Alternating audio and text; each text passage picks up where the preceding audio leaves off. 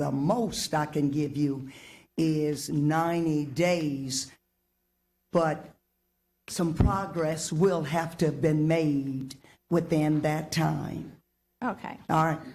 thank you. Anyone else here wishing to speak on any of these agenda items? Condemnation? Yes, sir. Please state your name for the record. Good afternoon. I'm speaking on 66. Okay. Name, sir? My name is Spencer Williams. Okay. Thank you. It's Christine Ballard. I'm my brother. I'm the owner. Actually, I'm the owner of the house.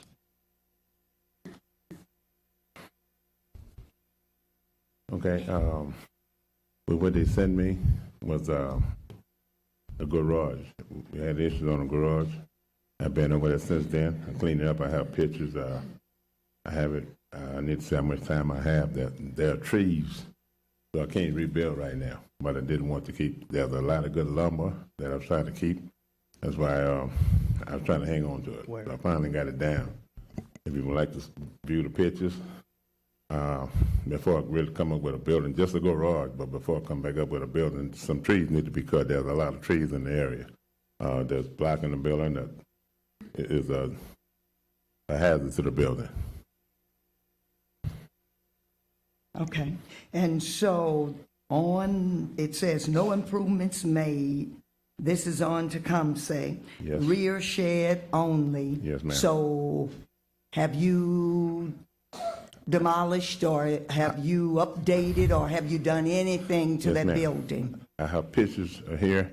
I've been working on it, matter of fact, the last couple of weeks. Okay. And I have it down to pretty much the good lumber that I could use, and Okay. everything has been demolished and hauled away. Okay, so what I'm gonna do, I'm gonna give you 30 days, and within 30 days, someone will have been out there to see if everything is up to par, and then if so, man, you good. If not, you still got some work to do. Thank you. All right. Okay. Anyone else wishing to speak on the condemnation? With that, we'll go to council. Councilwoman Adams? Item 70, I need to give them 90 days. All right. Councilman Dunn Jr. Thank you. Item number 53, delete. Move forward with 58. And 90 days for 64.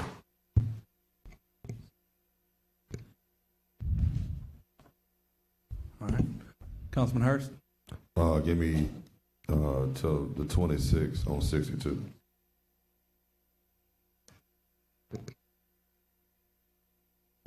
All right. So we have to proceed with items 55, 56, 57, 58, 59, 60, 61, 68, and 69. 2 weeks on item 62, 30 days on items 65 and 66, 90 days on items 54, 64, 67, 70, and 71, and to delete items 53 and 63. We have a motion?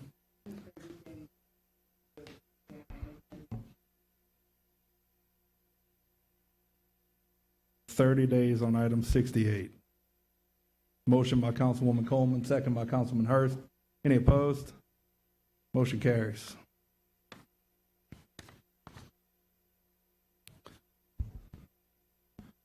Item 72, there's been a request by the administration to defer this item to March 26th.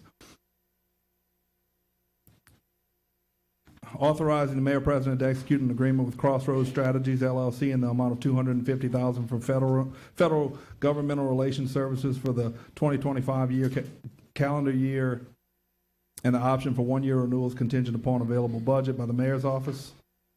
Anyone here wishing to speak on this item? Council Seeing members, none, you go to should have council. received one email comment in opposition to item 72. We have a motion. Motion by Councilman Goday to defer, second by Councilwoman Rocca. Any opposed? To defer to the March 26th is the request. Any opposed? Motion carries. Item 73, there's a request to delete this item by the mayor's office, authorizing mayor president to execute a cooperative endeavor agreement between the city of Baton Rouge, parish of East Baton Rouge, and Board of Supervisors of Louisiana State University, acting through and on behalf of the USO College of Business in the amount of $100,000 to provide funding for an East Baton Rouge Parish Entrepreneurial and Economic Development Program by the Mayor's Office. Anyone here wishing to speak on this item? Council members, you should have received one email comment in opposition to item 73. Councilman Dunn. Item 73 and 74, I want Charlie from the administration to just come speak to this item. This was deferred at the January 8th meeting. I understand that there's a much more impactful plan in play, and I just want him to communicate that to the public. And I know Chancellor Pierre is here as it relates to 74, and I'd like to hear from him on that as well.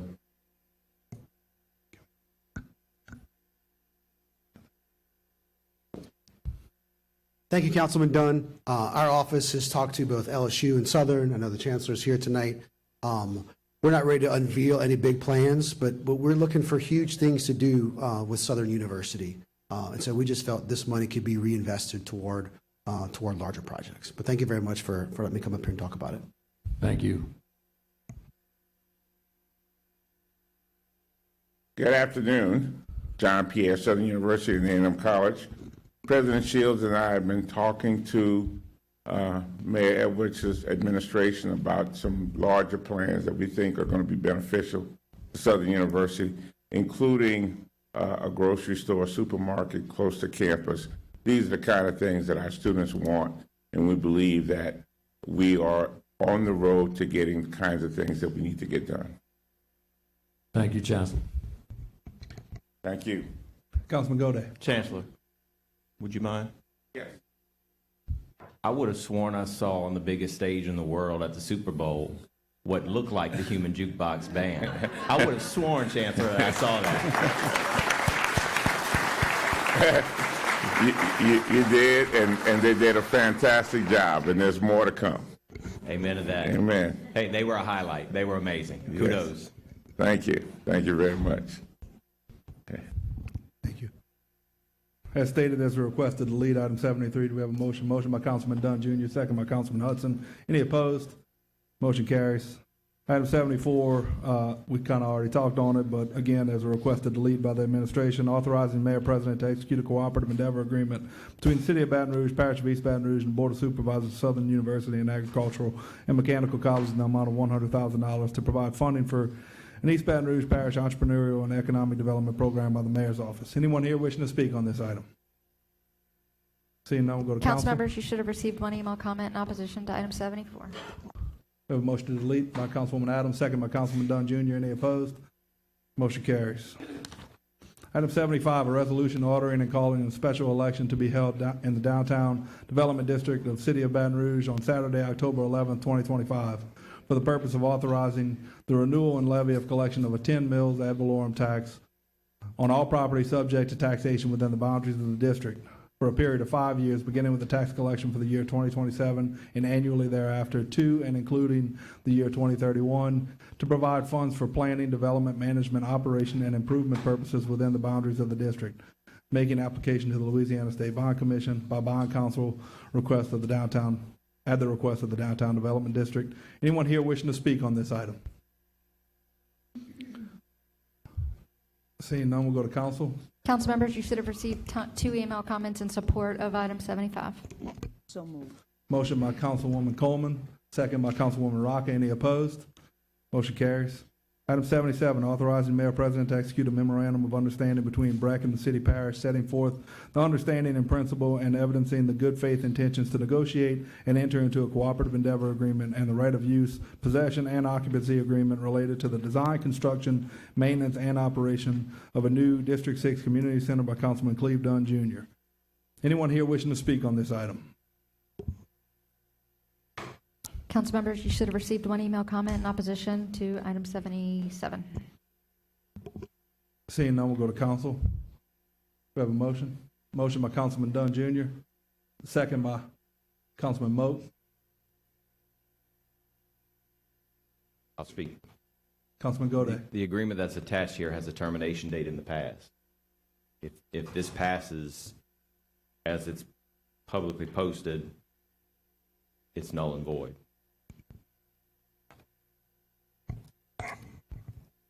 The concern that Councilman Gode brings up, as you all know, I brought it up to you guys about the different version of the draft. I made the parish attorney aware, I made our council administrator aware, as he pointed out to me, and I thank you for pointing that out to me, that the incorrect item was submitted as supporting document. Ashley corrected that and submitted the correct document, as was told to me, so that would be a question for her, is the right document submitted. Councilman Gode brought that to my attention again when he came here today. I brought it to Ashley's attention. She disagreed with his opinion on that, but I'm open to hearing her feedback as related to what he's alleging. And I'll say an amendment to change the date to 2026 is what I'd offer. How about that? Actually, when I click on the draft MOU from the agenda that's here and from the agenda that's available to the public, it pulls up section 4.7 with the termination date last month. So that we're clear with the public, and my colleague wants to do this in the interest of transparency, I'll offer an amendment to make it January 10th, 2026. Okay. I appreciate that, and I received that friendly amendment, but my concern is if that's the case, I want to make sure everything that's in the final document is there. I'm trying to understand why is he seeing a different version than what we all saw and what you submitted. So I want your feedback on that. Are we having a glitch in the system? I'll be honest, I'm not sure what happened with it. We have had some issues in the last several days with agenda items, attachments not being available, and I thought we had addressed it based on what Councilman Gode is pointing out. There's obviously still an issue, but I just want to point out the agenda item is correct. The resolution is correct. There is the agreement that is publicly available right now has some different terms than what you originally submitted. So I do think it would be probably in the best interest of clarity to adopt the item with the change to section 4.7 to make sure that the termination date is correct. But the resolution that is up for adoption is correct, which is the substantive issue that's before y'all. Thank you for that clarity. Greg, could you get Callie to come up, please? Callie, can you come up? And just for the public's knowledge and make sure we have the right MOU before us, Callie, can you just read through the amendments or the changes we made to the final document? Because for some reason the system is presenting the document that's not final. But can you just kind of read through some of the amendments that were offered up to, and we'll make that amendment, including the friendly amendment with the date change that Councilman Gode recommended. Okay, so you want all of those language changes that we discussed? Yes. Okay. Can I grab my red Sure, line take one? your time.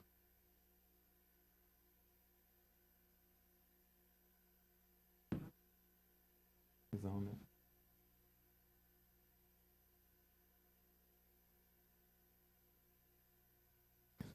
He's saying this.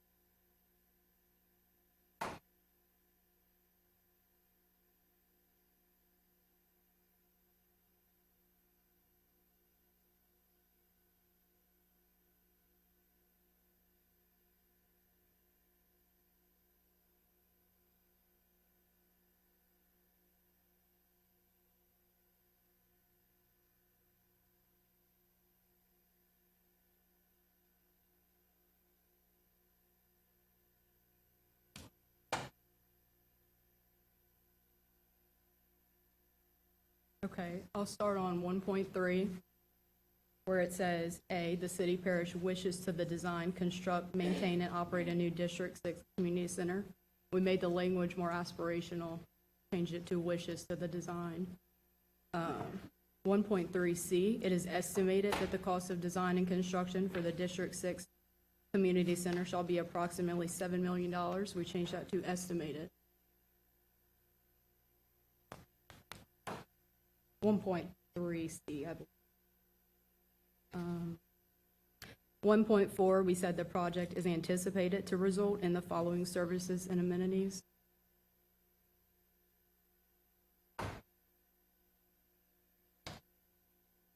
In 1.7, we said that while the parties aim to finalize and execute these definitive agreements at a later date, there can be no assurance that all terms will be agreed upon or that the agreements will be finalized. The parties intend to negotiate the terms of these definitive agreements in good faith at a future time with the hope of reaching mutually acceptable terms.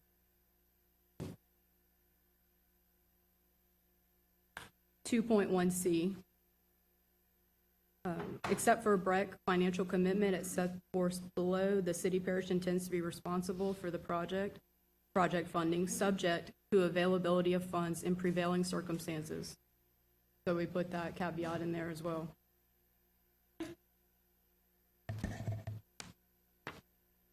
In 2.1E, we said BREC expresses an intention to contribute the use of property pursuant to a right of use agreement. So they have an intention of doing that. In the description of the project on page 5, we said that the city parish may, in its discretion, endeavor to provide certain contributions, which may include but not limited to the following. And the last sentence of that says the scope and nature of these contributions may be shaped by specific circumstances and priorities that arise during the project, just to give the city parish some room in case those funds or circumstances are not good for the city at that time. On the same page, on C, where it says contributions of BREC, we said the potential to match the contribution received by the city parish to be used for construction costs up to an amount not to exceed $2 million. 2.3, right of use agreement. In A, we said the term is expected to be no more than 75 years as the effective date of the right of use agreement, which could change in future agreements.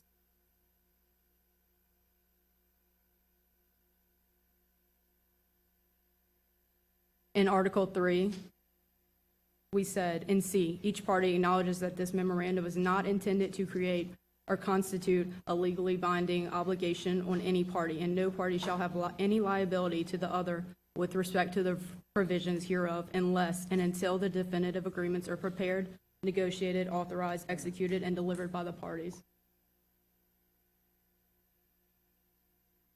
And then 4.7, which the termination date, we changed that from January 10th to 2025 of January 10th of 2026. And that would be the last change. And do we have this witness signature on there, citizen witness Yes. signature? Can you just read that for the record? That's on page 8 of 10, Sharon Weston Broom, citizen witness. Thank you, Callie. Let me- Councilman Dunn Jr., I just want to ask or request, are you going to amend your motion to approve as amended, as read by the parish attorney? Yes. Okay. I amend my motion. I've removed my previous motion and make a motion to approve as read by the parish attorney.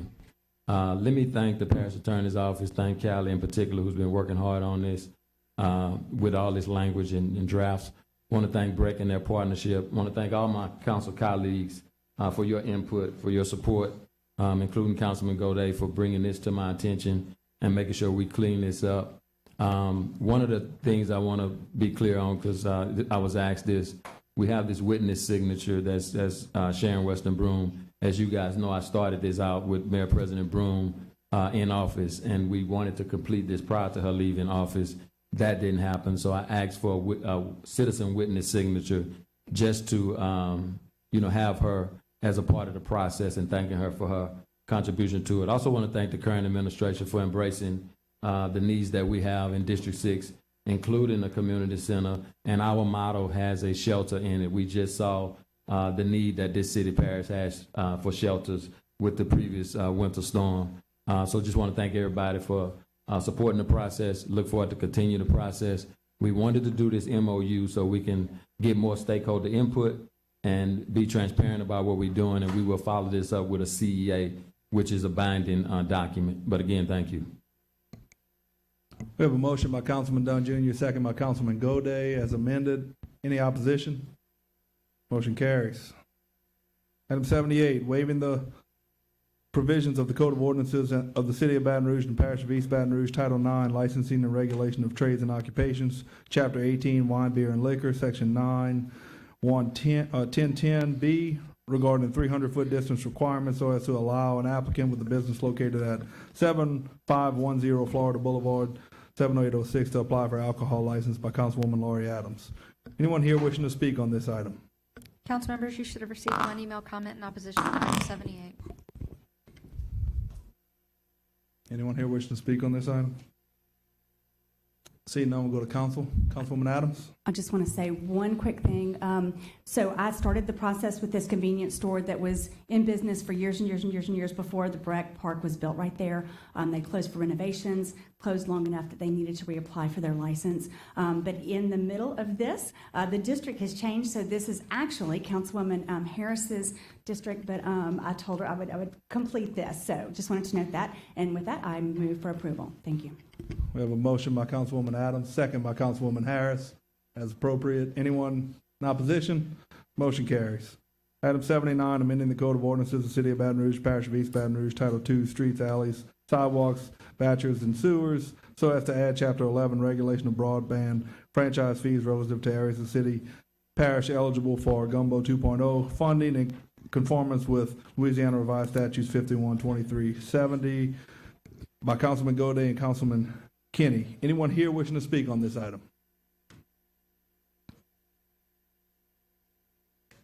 Okay.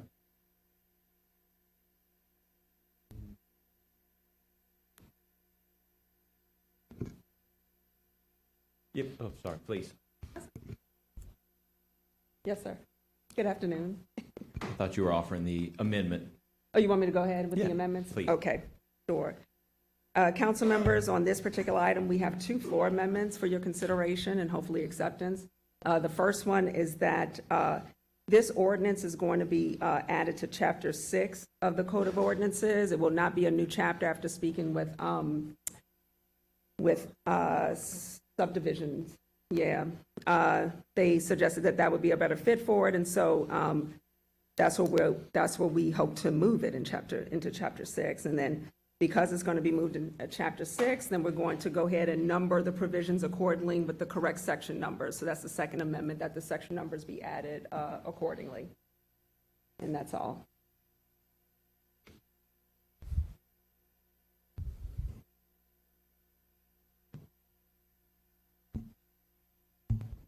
Councilman Hudson?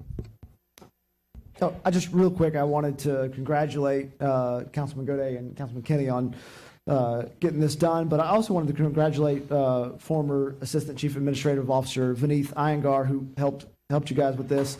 Vineeth and his team were Louisiana became the first state in the nation to secure federal approval for its plan to deploy $1.3 billion in broadband access, and I think as a former city parish employee, that's to be commended. So good job, Vineeth.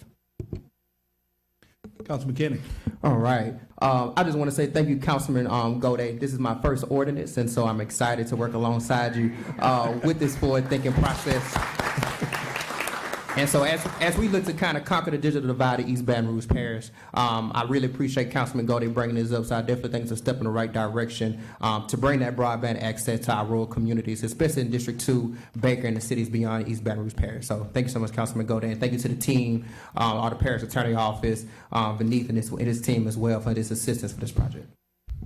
And I'll add to that, we're talking about, chapters and ordinances. With the reality for the folks in this audience and throughout East Baton Rouge Parish is this means 3,000 locations that don't currently get fiber internet are going to get that service, and $2.7 million of federal grant dollars comes to East Baton Rouge Parish. So it means progress for our community is what all this language and amendments and ordinances mean. So and I'll echo Councilmember Hudson, Mr. Iyengar from the state. He and his team were very helpful. They reached out to us, called this to our attention, and this ordinance change gets us into compliance. Okay, I believe a motion's in order. I also want to add, Councilmember Coleman wanted to co-sponsor this, and I wasn't able to get her name on the agenda in time. So I appreciate her offering her support on this one. Motion by Councilwoman Coleman, second by Councilman Kenny. Any opposed? Motion carries. Item 80, authorizing the mayor, president, and/or chairman of the airport commission to execute supplemental agreement number 3 with Stanley Consultants, Inc. to provide additional design services for taxiway L extension and decommissioning of runway 4R, 22L, and taxiway E in an amount not to exceed $57,667.87 by the aviation director. Anyone here wishing to speak on this item? Seeing none, we'll go to council. We have a motion by Councilman Dunn Jr., second by Councilwoman Adams. Any opposed? Motion carries. Item 81, authorizing the mayor, president, and/or chairman of the airport commission to execute a lease agreement with Roadrunner Towing and Recovery to lease 5.98 acres of land off Harding Boulevard for a period of 5 years at a rental rate of $5,390.55 per month, $64,686.60 per year by the aviation director. Anyone here wishing to speak on this item? Seeing none, we'll go to council. We have a motion by Councilman Dunn Jr., second by Councilman Kenny. Any opposed? Motion carries. Item 82, authorization of the mayor, president, and/or chairman of the airport commission to execute a lease agreement with United Cajun Navy, Inc. to lease 26,000 square feet of the air cargo facility for storage and disaster relief supplies for a period of 1 year at a rental rate of $143,000 per year by the aviation director. Anyone here wishing to speak on this item? Seeing none, we'll go to council. We have a motion by Councilman Dunn Jr., second by Councilwoman Adams. Any opposed? Motion carries. Item 83, authorization of the mayor, president, and/or chairman of the airport commission to execute amendment number 2 to the parking management contract with SP Plus, a Metropolis company, to extend the term for a period of 5 years from January 1st, 2025 through December 31st, 2029, contingent upon $325,000 investment in improvements to the Baton Rouge Metropolitan Airport's parking facilities by the aviation director. Anyone here wishing to speak on this item? Seeing none, we'll go to council. We have a motion by Councilman Dunn Jr., second by Councilman Hurst. Any opposed? Motion carries. Item 84, authorization of the mayor, for the mayor, president, and/or chairman of the airport commission to execute a professional services contract with Corson Nickel LLC to provide governmental relations services for the Baton Rouge Metropolitan Airport in an amount not to exceed $96,000 by the aviation director. Anyone here wishing to speak on this item? Seeing none, we'll go to council. Councilman Hurst. Can I have, I'm just joking, motion to approve, man. Motion by Councilman Hurst, second by Councilman Dunn Jr. Any opposed? Any opposed? Any opposed? Motion carries. Item 85, authorizing the mayor president on behalf of the Baton Rouge Police Department to accept the grant award from the Burn Justice Assistance Grant, JAG 2024, in the amount of $99,980 to allow the Baton Rouge Police Department to purchase law enforcement equipment by the police chief. Anyone here wishing to speak on this item?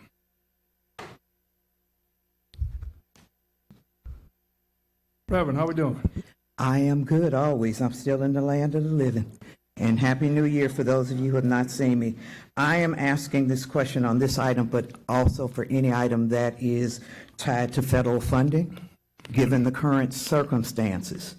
I am just considering and wondering if for any reason funds are frozen and purchases are made and debt is acquired, is there a plan by the parish for anything that comes through that is grant funded and will require an actual purchase and then reimbursement for what happens if those federal funds do not come through? Thank you. Anyone else wishing to speak on this item?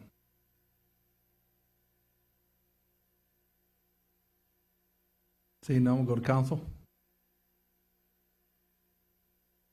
Motion by Councilwoman Rocca, second by Councilman Hurst. Any opposed? Motion carries.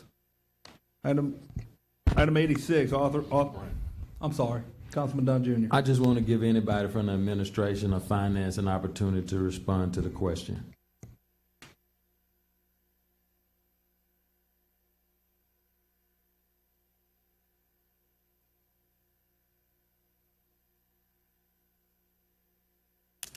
At this time, we have been very successful in the ability to draw down funds for reimbursements. A lot of our grants are reimbursement basis.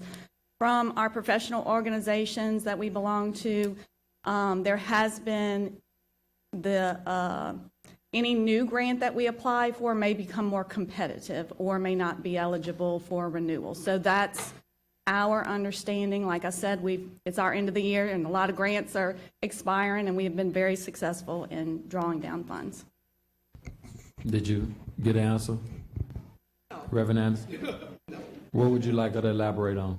Well, my question is. Come to the mic, come to the mic. Oh, stay right there for me, Angie, please. My question is very simple. That if, as has already happened, that grant funding is reduced or eliminated with little or no notice, what is the parish's plan?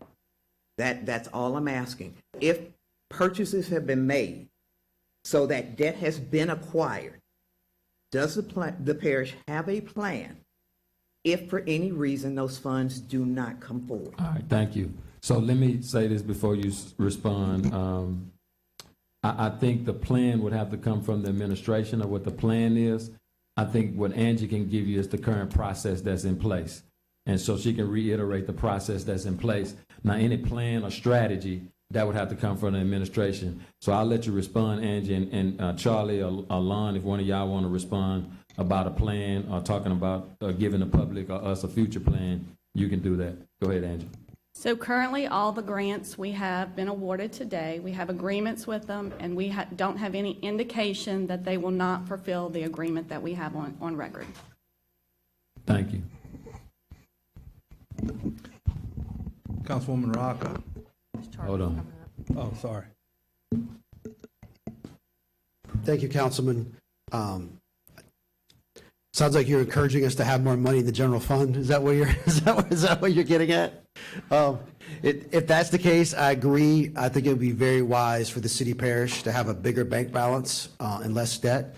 But as of right now, we're not aware of any specific grant funds that we're going to use. But if it does happen, it's going to add to our woes, not take away from them. Thank you very much. Thank you. Councilwoman Rocca. Mr. Charlie or Miss Angie, can either of you speak to whenever the grant is awarded, how quickly are the funds spent? Do we wait until the funds are allocated? What does that look like?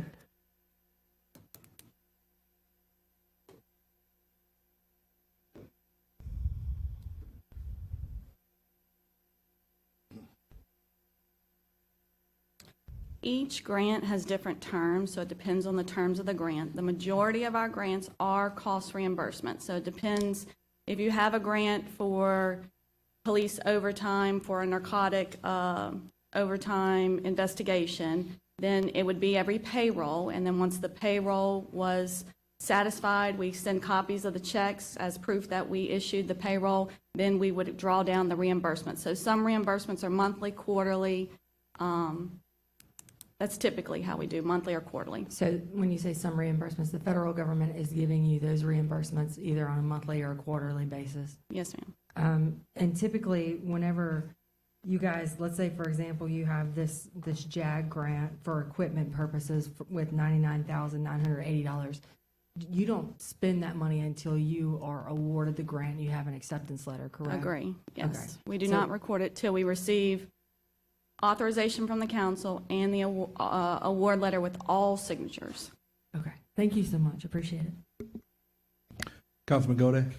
I was just going to say, Reverend Anderson, my answer would be if federal grant dollars didn't come here, we would work with our federal delegation to make sure they did come here. I would not be okay with backfilling with general funds. We would fight like hell to get them from the federal government.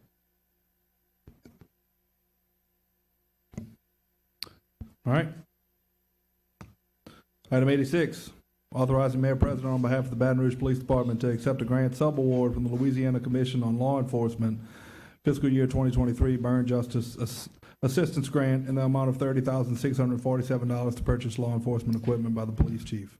Anyone here wishing to speak on this item?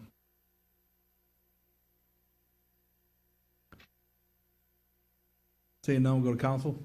Motion by Councilwoman Rocca, second by Councilman Hurst. Any opposed? Motion carries. Item 87, authorizing the mayor president to execute a supplemental agreement with Wagner Engineering for services associated with MUBR capacity project Jones Creek Road, Tiger Bend to Jefferson in an amount not to exceed $248,556.77 by the Transportation and Drainage Director. Anyone here wishing to speak on this item?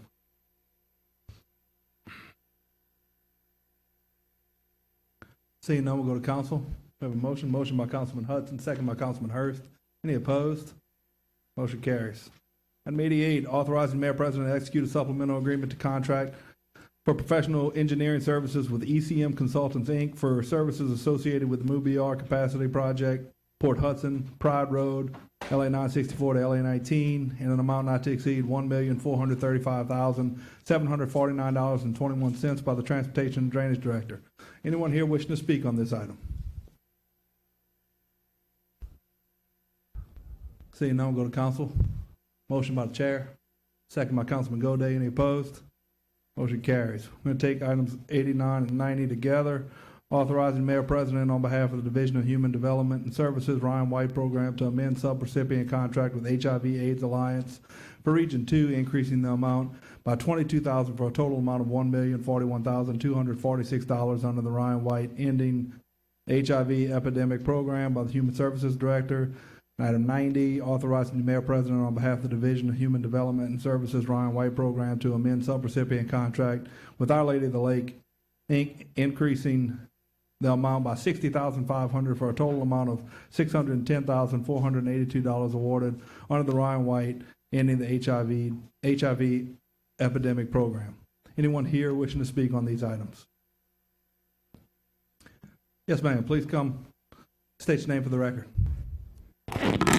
Hi, y'all. Penny Mae Landry, West Contour.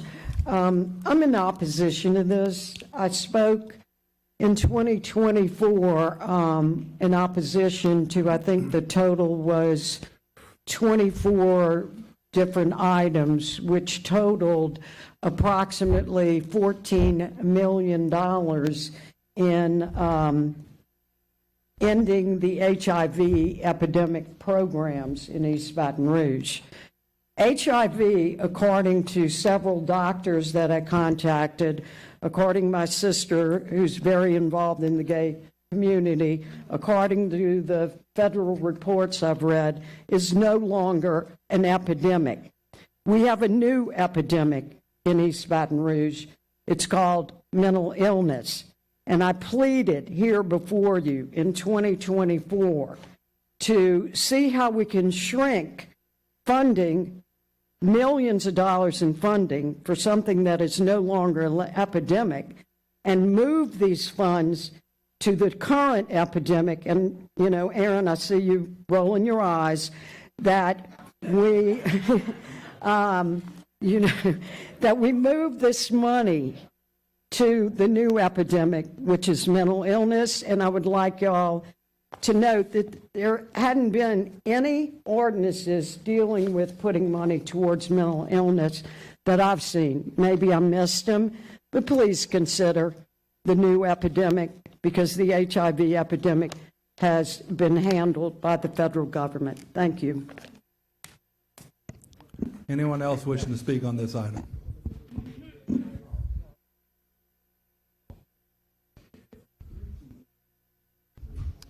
Okay, with that, we'll go to council. I'll just start by saying, Ms. Landry, I believe if you would get us grant dollars to fund what you're saying, I think we'd approve it just like these. But Councilman Moak? The reason it's not an epidemic is because of funds like this that we approve for the citizens out here. Yes, I'm going to roll my eyes every time you come up and speak about that. If I even thought that Discovery or PrEP or any of these meds that are made for HIV/AIDS stuff, which this grant is for, could help mental illness, then I'll be more than happy to share the wealth, but they're not made for that. So this grant is specific to this right here to keep it from becoming an epidemic again. So if every time this comes up, you're going to speak about not taking grant money to not help people that get infected, then you might as well just, print it out and put it in front of us each and every single time. because it's not the same, and the information that you're given is wrong. Councilwoman Rocca. Hi, everybody. Welcome. I'm just going to reiterate what I said last time when this conversation came up. First and foremost, these are federal grant dollars. They can't be reallocated to any other condition, treatment, facility, or anything of that nature. Also, Medicaid, which is funded by taxpayer dollars, spends almost, if I remember my numbers correctly, I'm sorry I didn't have time to look at this again, $11 billion in funding for folks that have HIV and AIDS. And our government has found, if you are familiar with what an insurance policy looks like and what the cost of health care look like, our government has found that it costs taxpayers less dollars to fight AIDS and HIV on the front end than to fight that on the back end, where people are dying sick and have medical necessities that can't be controlled with just a medication or a pill. So whether you're a Democrat or a Republican, the fiscally responsible thing that our government has decided to do is to fund this research and to fund these programs to fight the epidemic on the back end. And obviously it's working because our numbers have dwindled.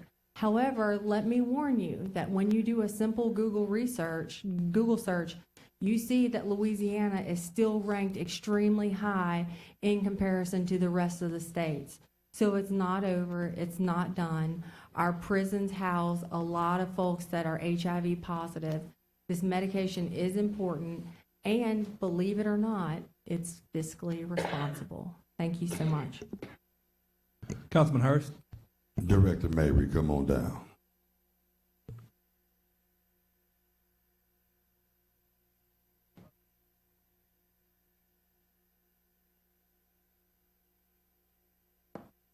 A lot of times we're defending a department that has all the information and is responsible for the federal compliance with this grant.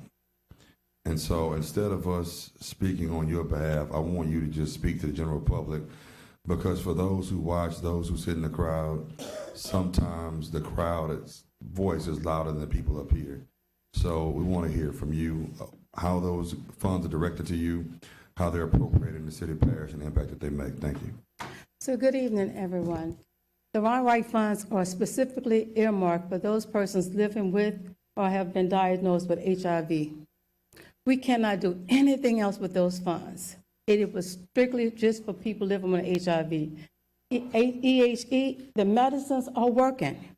At one time, East Baton Rouge Parish, we were number 2. We're down to number 10. We serve 9 parishes. It's working. But we can't do nothing else with those dollars but serve for people that's living with HIV. Okay, thank you so much. So for the record, when this comes up annually, there's absolutely nothing that you can do but continue to make our parish better and reduce where we are on on that list, correct? Correct. Thank you so much. Oh, look, Aaron can have the rest of my time. Can you answer one more question real quick? So there's multiple Ryan White funds, multiple grants that we get that are for specific things that each individual one that we apply for. So there's going to be multiple items that come up throughout the year, which is going to total a lot of money that we're receiving from the federal government. Is that correct? That's correct. But each fund has a specific purpose, who we can serve. EHE is ending the HIV epidemic. We want to be able to reduce the number of folks living with living with the stigma of HIV. Ryan White program for people that are underinsured or who can't afford to pay for the medication. That's a totally different funding stream, totally different criteria for eligibility. But the goal is to reduce people living with HIV in East Baton Rouge Parish. Mind you, we serve 9 parishes. And that is including in those medicines PrEP that prevents people from even getting HIV and lowers our numbers. Yes, sir. And none of it can be used for mental health. For what? For mental health. No, sir. Thank you. Councilwoman Amorosa. Thank you. If I may just address the mental health issue. So a couple of years ago, we did pass a millage. It's on the back of your tax the beginning of every year that you pay towards the Bridge for Hope that addresses mental illness issues. So our mental illness is being addressed by our constituents with your tax dollars. Anyone else? Do we have a motion? Motion by Councilman Hudson, second by Councilman Hurst. Any opposed? Motion carries. Item 91, authorizing the mayor president to execute a cooperative endeavor agreement with the Louisiana Black History Hall of Fame, granting the use and occupancy of city parish immovable property known as Lot 13, Block 252, a 60-foot by 50-foot corner at South 14th Street and Myrtle Street, and prescribing conditions and limitations for a term not to exceed 10 years by Councilwoman Coleman. Anyone here wishing to speak on this item? State your name for the record. Penny Landry. I'm doing a deep dive into East Baton Rouge property, owned by East Baton Rouge property. It's in the thousands. I'm against this item. I would like to see the Louisiana Black History, it says Louisiana Black History Hall of Fame, so I'm taking that that's a state organization. This piece of property could be generating property tax. We have like thousands and thousands of East Baton Rouge properties that are not generating property tax that could go towards things like public safety, et cetera, et cetera. So I am against using this lot, block, whatever, as something that, what are they going to do, hold events there or something? It's obviously not a building, but if that lot could be sold and generate some tax revenue, and maybe the Louisiana Hall of Fame could locate in one of our existing community centers. Thank you. Anyone else wishing to speak on this item?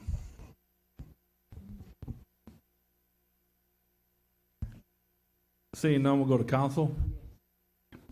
So Councilwoman Coleman. Yeah. Well, I so move. Penny, you're gonna have to dive a little deeper. So I so move that this item be, yeah. Motion by Councilwoman Coleman, second by Councilman Hudson. Any opposed? Motion carries. Item 92, authorizing the mayor president to enter into a professional services agreement between the City of Baton Rouge, Parish of East Baton Rouge, on behalf of the Office of Community Development and Bayou Rouge Environmental and Planning, a registered SEDBE, for an amount up to $150,000 for grant planning, including support for the development of OCD's 5-year consolidated plan by the Community Development Director. Anyone here wishing to speak on this item? Council members, you should have received one email comment in opposition to item 92. Seeing none, we'll go to council. We have a motion. Motion by Councilman Hudson. Second by Councilman Hurst. Any opposed? Motion carries. Item 93, authorizing the mayor president to enter into a professional service agreement between the City of Baton Rouge, Parish of East Baton Rouge, on behalf of the Office of Community Development and HGA Hunt, Guyot and Associates, for an amount up to $300,000 for grant, technical assistance, and administration services by the Community Development. Anyone here wishing to speak on this item? Council members, you should have received one email comment in opposition to item 93. Seeing none, we'll go to council. We have a motion. Motion by Councilman Hudson, second by Councilwoman Adams. Any opposed? Motion carries. Item 94, rescinding and directing the clerk of court to cancel the notice to attend recorded on July 10th, 2024, and the decision and order recorded on August 30th, 2024, in the matter of City of Baton Rouge versus State of Leslie T. McCoy and the State of Carrie McCoy. Reason for rescission: a more detailed property description is needed by the Department of Development. Anyone here wishing to speak on this item? Seeing none, we'll go to council. We have a motion. Motion by Councilwoman Adams, second by Councilman Goday. Any opposed? Motion carries. Item 95, rescinding and directing the clerk of court to cancel a decision and order recorded on December 21st, 2020 in the matter of City of Baton Rouge versus Lionel Christoph Jr. Reason for rescission is the property was sold and new owners have applied for a remodel permit by Councilwoman Coleman. Anyone here wishing to speak on these items? On this item? Seeing none, go to council. Motion by Councilwoman Coleman, second by Councilwoman Adams. Any opposed? Motion carries. All right, let's go to our separate sheet for administrative matters. We have one administrative matter introduction item. Item A, authorizing the mayor president to execute and file applications with the Federal Transit Administration and Operating Administration in the United States Department of Transportation for federal transportation assistance authorized by 49 U.S.C. Chapter 53, Title 23, United States Code, or other federal statutes administered by the Federal Transit Administration by the parish attorney. Introduced for public hearing meeting on February 26, 2025. The reason for this item is being requested as administrative matter is the Federal Transit Administration set forth a deadline of March 4th, 2025 for agencies to come into compliance by submitting the required documents. Need a motion to waive the rules. We have a motion by Councilman Hurst, second by Councilwoman Adams. Need a public hearing on the motion to waive the rules. Anyone here wishing to speak on the motion to waive the rules? Seeing none, we're going to have a vote on the motion to waive the rules. Any opposition on waiving the rules? Need a motion to introduce the items. Do we have a motion to introduce? Motion by Councilman Hurst, second by Councilwoman Adams. Any opposed to introducing the item? Items have been introduced. Change orders. We're going to take item 96 and 97 together. 96, South Choctaw Drive, Flannery Road to Central Thruway. Contractor R.J. Daigle and Sons Contractors. Change order amount credit $82,207.79. Love it. Item 97, Sales Tax Street and Road Rehabilitation Program Project 19-1 Streets in Greenwood. Contractor M-Tract LLC. Change order in the amount of credit $61,529.86. Anyone here wishing to speak on these items? Seeing none, we'll go to council. Who wants the credit? Councilwoman Adams. Second by Councilwoman Amorosa. Any opposed? Motion carries. Final acceptances. We're going to take items 98 through 100 together. Baton Rouge Metropolitan Airport Passenger Boarding Bridges Replacement. Contractor Oshkosh Aerotech LLC. Final cost $6,032,555. Item 99, South Choctaw Drive, Flannery Road to Central Thruway. Contractor R.J. Daigle and Sons Contractors. Final cost $6,475,929.72. Item 100, Sales Tax and Road Rehabilitation Program, Project 19-1 Streets to Greenwood. Contractor M-Tract LLC. Final cost $588,535.14. Anyone here wishing to speak on these items? Seeing none, we'll go to council. Motion by Councilwoman Adams, second by Councilwoman Amorosa. Any opposed? Motion carries. Acceptance of low bids. We're going to take 101 through 103 together. 101, Old Hammond Highway, Segment 1, South Flannery to Goodwood. Brown Industrial Construction, LLC, low bid, $6,375,614.95. Item 102, Evangeline Street, Alamonster Drive, Area ADA Project, low bid, Triumph Construction, LLC, $503,940.06. Item 103, 100 Oaks Avenue Sidewalks, Perkins Road to South Acadian Thruway. Low bid, Grady Crawford Construction, $663,119. We have a request to delete item 102. So we're going to take item 101 and 103. We're taking item 101 and 103. Yeah. On 101, that matter's still under litigation. We had a hearing this week. The judge extended the restraining order. 101? 101, yes, sir. We'd ask that somebody make a motion to defer it for a few weeks. Well, we're going to take these we separate now, everybody. I understand. Item 101, Old Hammond Highway, Segment 1, South Flannery to Goodwood. Low bid, Brown Industrial Construction, LLC, $6,375,614.95. That matter was heard, was a legal hearing on Monday. The judge took it under advisement and extended the restraining order. So we're asking that y'all defer that one. How long you want to defer? At least a couple of, at least to the next meeting. Next year. Yeah. Okay. Is that good? Or no? Defer to March 12th. To the March 26th. Motion by Councilwoman Amorosa. Yeah, defer second to by the next Councilwoman meeting. Rocca to defer to the next meeting. Any opposed? Motion carries. 102, we are asking you to delete. We're going to have to rebid that. Okay, 102, there's a request to delete. It's going to have to be rebid.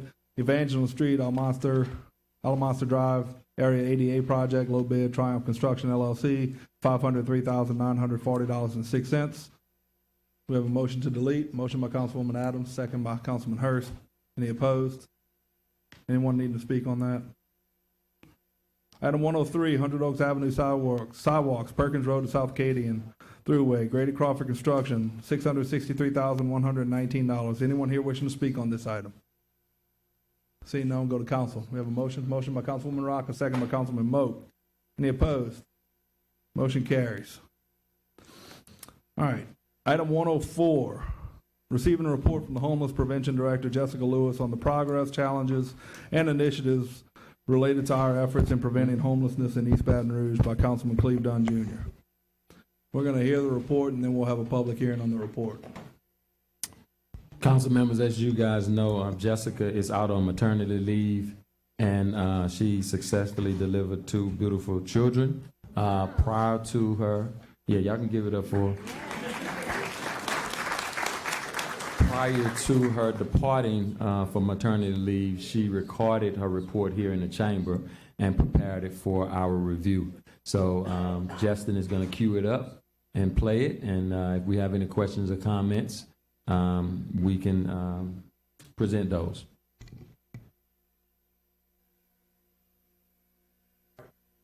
Okay.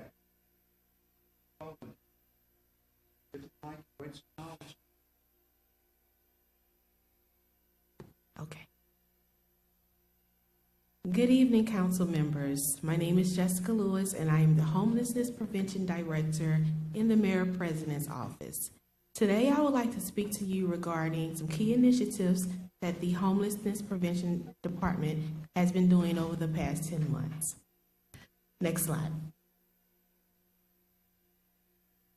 Some of those key accomplishments are program development and revamp, housing and employment solutions, policy advocacy and system change, strategic partnership, encampment cleanups and safety initiatives, and community engagement and outreach. These things include the revamp of the HOT team, a job pipeline for homelessness, tracking tool for call-ins and data collection, establish partnerships for resources, closing encampments, and engaging our homeless population. Next slide. Some of those challenges that we have faced has been a lack of affordable housing due to funding, coordination across agencies, underlining causes, community resistance, specific data collection obtained from agencies to reach the common goal, policy barriers, public perception and political pressure, emergency management, and a balance between short and long-term solutions. Next slide.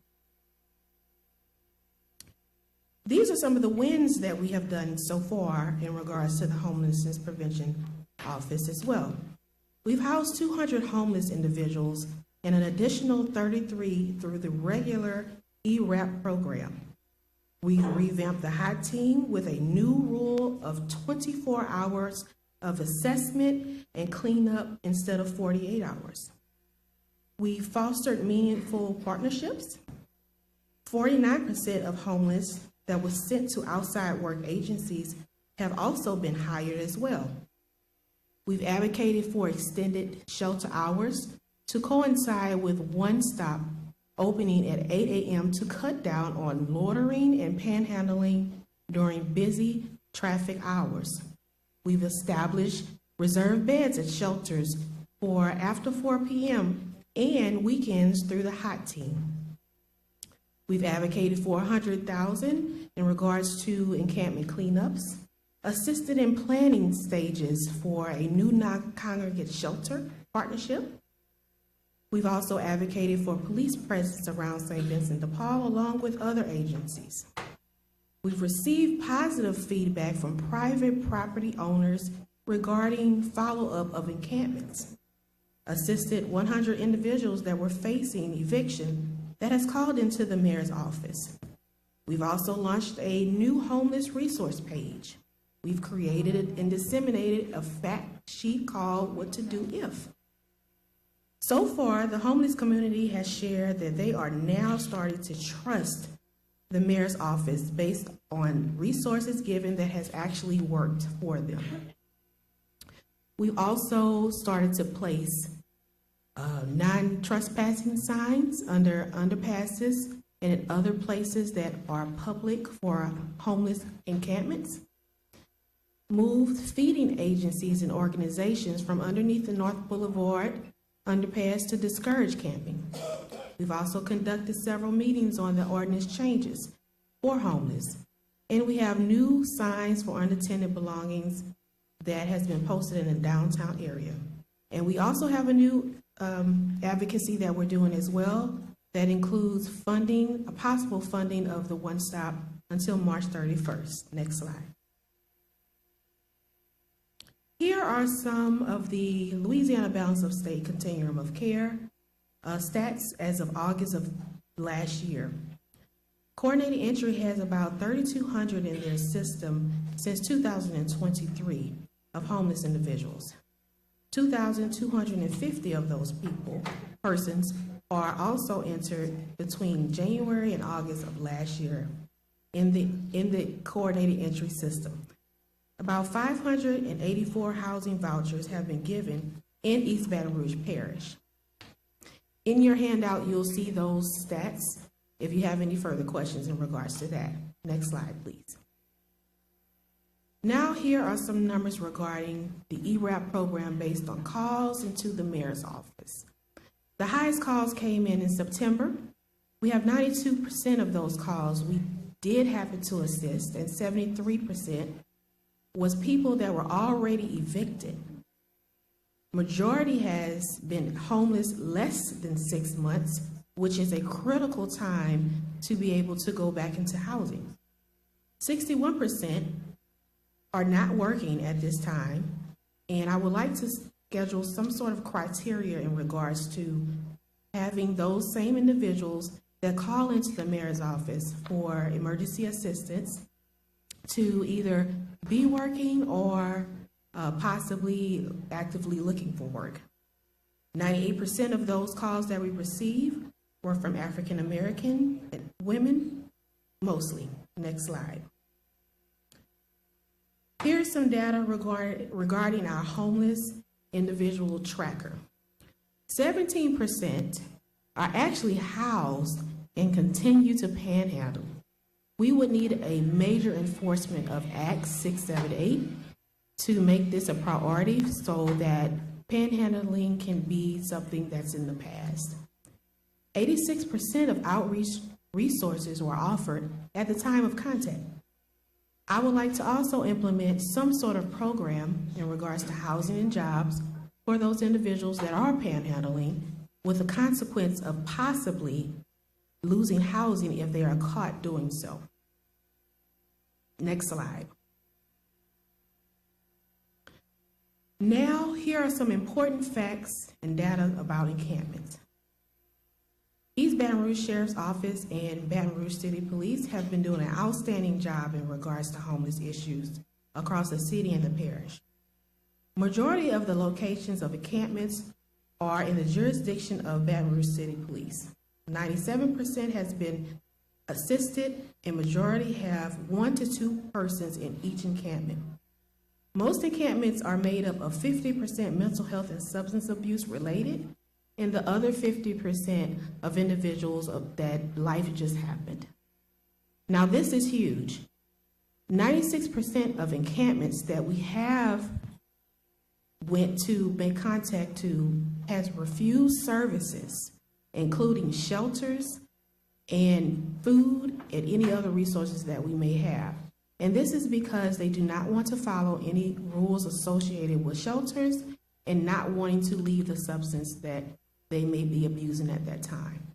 However, 75% of encampments have been closed since March. Next slide. Here are some related policy changes that you may need to be aware of. Act 678 includes the state law for panhandling, ordinance changes that are possibly coming, and a Supreme Court ruling that gives municipalities authority to handle homeless issues in the manners that they see fit. Next slide. Goals for 2025. I would like to increase housing solutions, enhance outreach and employment, expand cleanup and safety measures, collaborate with regional and national experts, strengthen data tracking, and community education and advocacy. Next slide.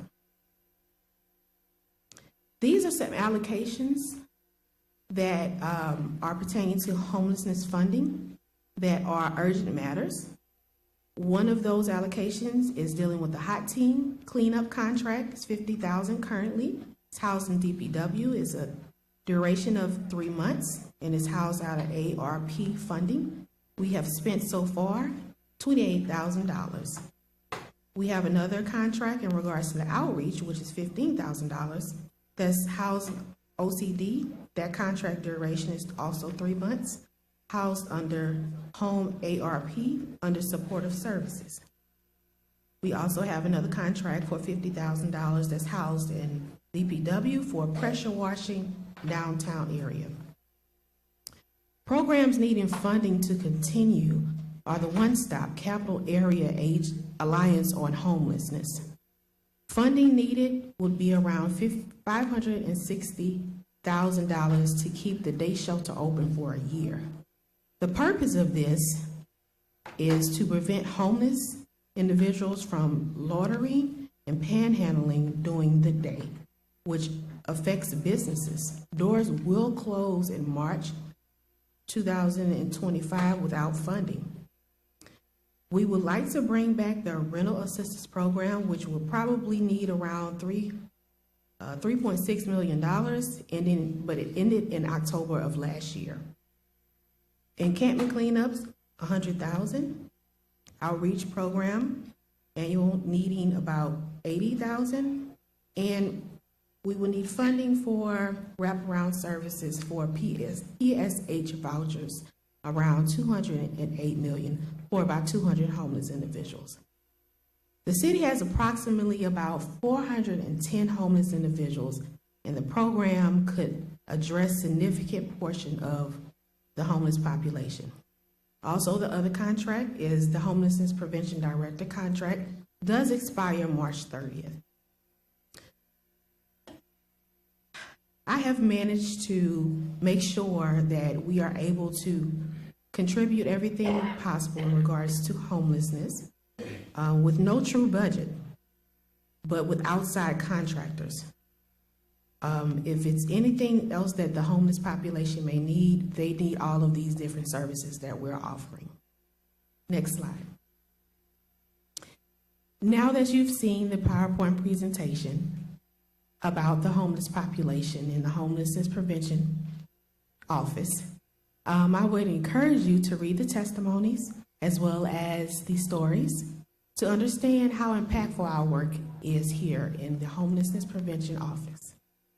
If you have any questions or concerns about anything, you are welcome to contact me through email or phone. You have my contact information located in your end-of-year packet. Thank you so much.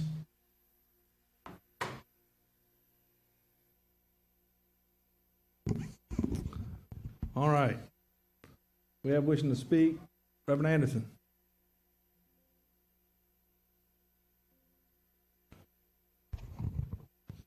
Again, good evening.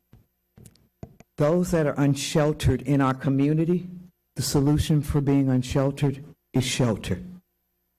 Not taking advantage of the grants passed, Supreme Court decision, not demonizing, not criminalizing. It is ironic that the people who are on the front lines of serving the unsheltered population, including many of our veteran community, for whom, because of severe PTSD and other things, often cannot go into traditional shelters. A shelter is not a home. I am very concerned about three things in this report. One is, I think the snowstorm pointed out we are not addressing our problem. Second, all these beautiful librarians in here can give you far more facts about the unsheltered status of this parish. Third, the Louisiana Housing Corporation just got a record $39.1 million in grant funding to serve a problem that is not specific to East Baton Rouge Parish. The 2024 point in time count just happened. The East Baton Rouge public school system can tell you that they have a huge number of unsheltered children.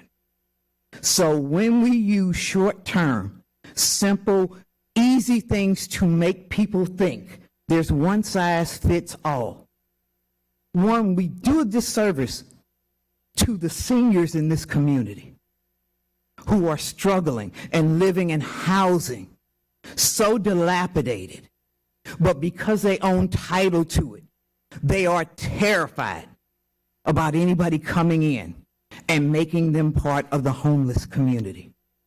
We have an organization called Youth Oasis in this parish that can tell you the fastest line to being unsheltered is to be a foster child that ages out. I don't say these things because I'm happy. I say these things because there are real solutions, but they never start until there's an acknowledgement. These are our family, friends, and neighbors. Every person that has found themselves on the eviction lines has a story about how they got there. And I would ask this council to do three things. One, make this report available to all the people who actually serve on the front lines, so they can either validate or give you better information. The second piece, and I can't stress this enough. Reverend, we're at the end. 3 minutes. And yet y'all miss me. I know y'all did. We do miss you, but we got a lot to get through. I know you did. But I am going to say this. Until you break it down by each of your districts, know what's in your own backyard, and then come back with proposals. Don't bring that. Know who's in your house. Thank you, Reverend. Anyone else? Anyone else wishing to speak on this item? Anyone else wishing to speak on the report? Hi, Mary Jane Marcantel in downtown Baton Rouge. For 15 years, I have been on the front line dealing with the homeless out there. I'm now working with the new mayor on the quality of life. And ironically, we have someone who has come to us who wants to help on that, to provide a place for a homeless person to live, get counseling. That includes mental health and drug counseling, provide jobs for them at no cost to the taxpayer. I have given a proposal through the mayor's office. I've given it to Hiller. Hiller looked at it. He told me there are some things we may have to work through. I'm going to be looking for a meeting in which people who can help sit at the table to get something in place to help the people get off the street who want to get off the street. I share her view. Housing is first. Y'all have heard me speak before many times. The amount of money that we put into these services could well be directed to housing and to other services versus some of these monies that are paid for salaries and other things that go on out there. There is an option out there. We're working toward it. I may be looking to y'all for some help on this. I hope y'all will step up. Good afternoon, Jennifer Carwile, 1855 Old Carriage Lane. For the past year, I've been working with homeless providers, facilitating meetings with them to kind of coordinate. And I wanted to show y'all something. This map shows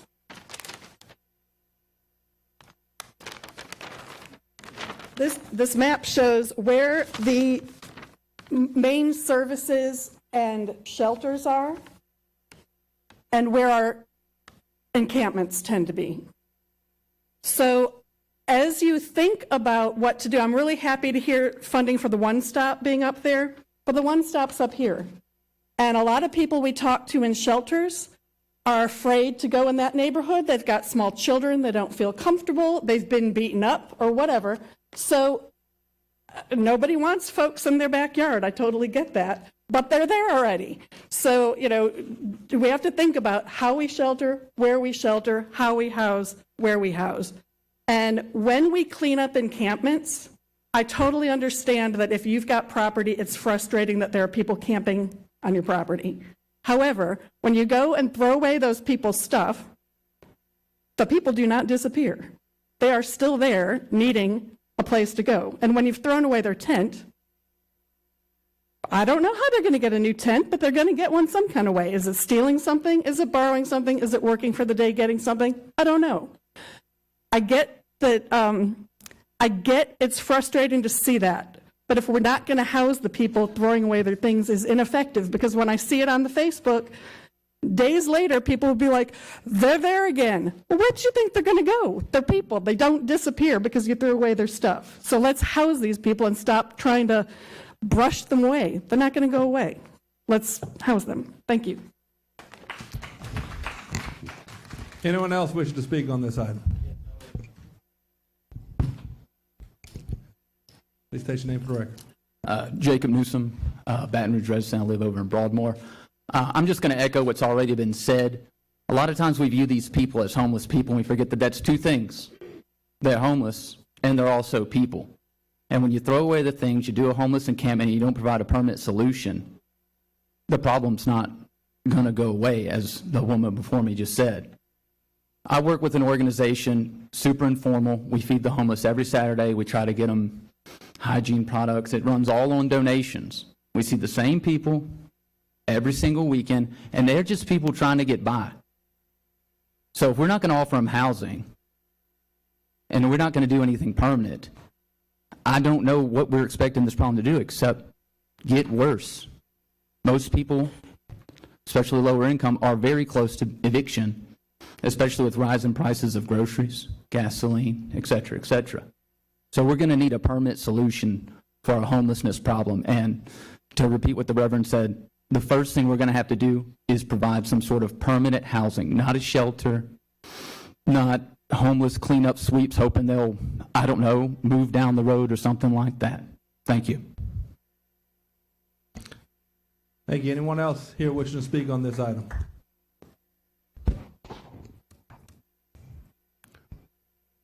Seeing none, we'll go to council. Councilman Dunn Jr.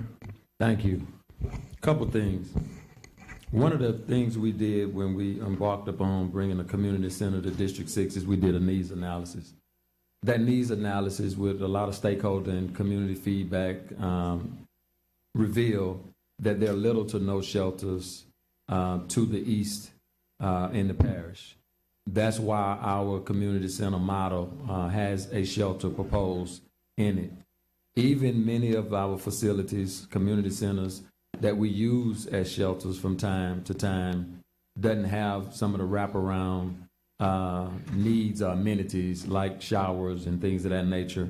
I know Councilwoman Coleman is working to put that into the Butler Center if they hadn't completed that process yet. But many of the places that we utilize, we can house people, but we can't adequately separate them, feed them, things of that nature. So that's why we put that component into the District 6 Community Center. Another thing, I agree, Ms. Marcantel, that the major share of the resources for homelessness should go to housing. But we do need staff members and employees or contractors to facilitate and coordinate those services, those resources, and those amenities. So I don't think we can solve this without people, on the ground, having a relationship, having the knowledge to do that. Speaking of a person such as that, Jessica, as I mentioned before, this young lady is pregnant or was pregnant with twins. put this plan together, put this report together. During the winter storm, we actually had to make her focus on her kids and delivering those babies because she was at our attention, at the citizens' attention, at the homeless attention, trying to find resources, trying to get this population cared for. We literally had to tell her, Jessica, focus on your kids, focus on your health. She was concerned about this population. She was concerned about them getting shelter, and she wanted to make sure that we knew the information, had the resources to get to this population. So I want to commend her for that and ask you to give her a round of applause. All of us received her subject matter expert in this area, and this is the type of people that we need committed to this process, passionate about it, and doing this work. So with that, Mayor Edwards, I want to get you to come up and get you to respond to something here. Jessica mentioned that the homeless prevention contract that she's under is expiring on March 30th. If you remember your first council meeting, the Baton Rouge Film Commission director or chair or whatever, Ms. Pryor, Katie Pryor, serves as, is pregnant and was pregnant. My council colleague, Councilwoman Adams White, brought to our attention the challenges that she was facing with trying to deliver her child and didn't want to put her under the tension of worrying about if that contract was going to be extended. And we appealed to you and your administration, and we moved forward with that without delay. Jessica is in the same situation, has delivered her kid, but has worked from that delivery bed to meet the needs of this population and serve this parish. I want to ask you, what is your commitment to a contractor, an employee who has that type of commitment to this population and has that type of commitment to this city parish? Oh, we absolutely have to take care of them. We got to take care of her and them two babies. She was very pregnant. I seen her on her last days. And we absolutely want to take care of them. And, you know, we haven't bothered her too much, right? Because she's at home. But yes, we have. That's how we roll here. We're going to take care of people. Thank you, sir.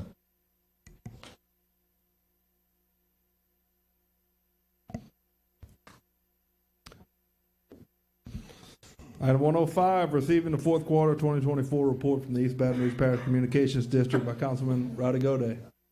Oh, sorry. I got to hit it. Councilwoman Coleman. Just wanted to echo the sentiments of Mr. Councilman Dunn. And in addition to that, and anyone else, and you're correct, we do not have enough shelters. We've not had enough shelters for ever and ever. And so I know that there's the one stop, and I really should have brought that information with me tonight so that I could share with you the money that all of these different entities are getting, but yet the issue is still laying out here, and so this needs to be brought together. Over in 10, there are plenty of this, and that is this homeless population. And yes, Mary Jane has helped us with a lot with the bus ticket thing, and I say thank you to that.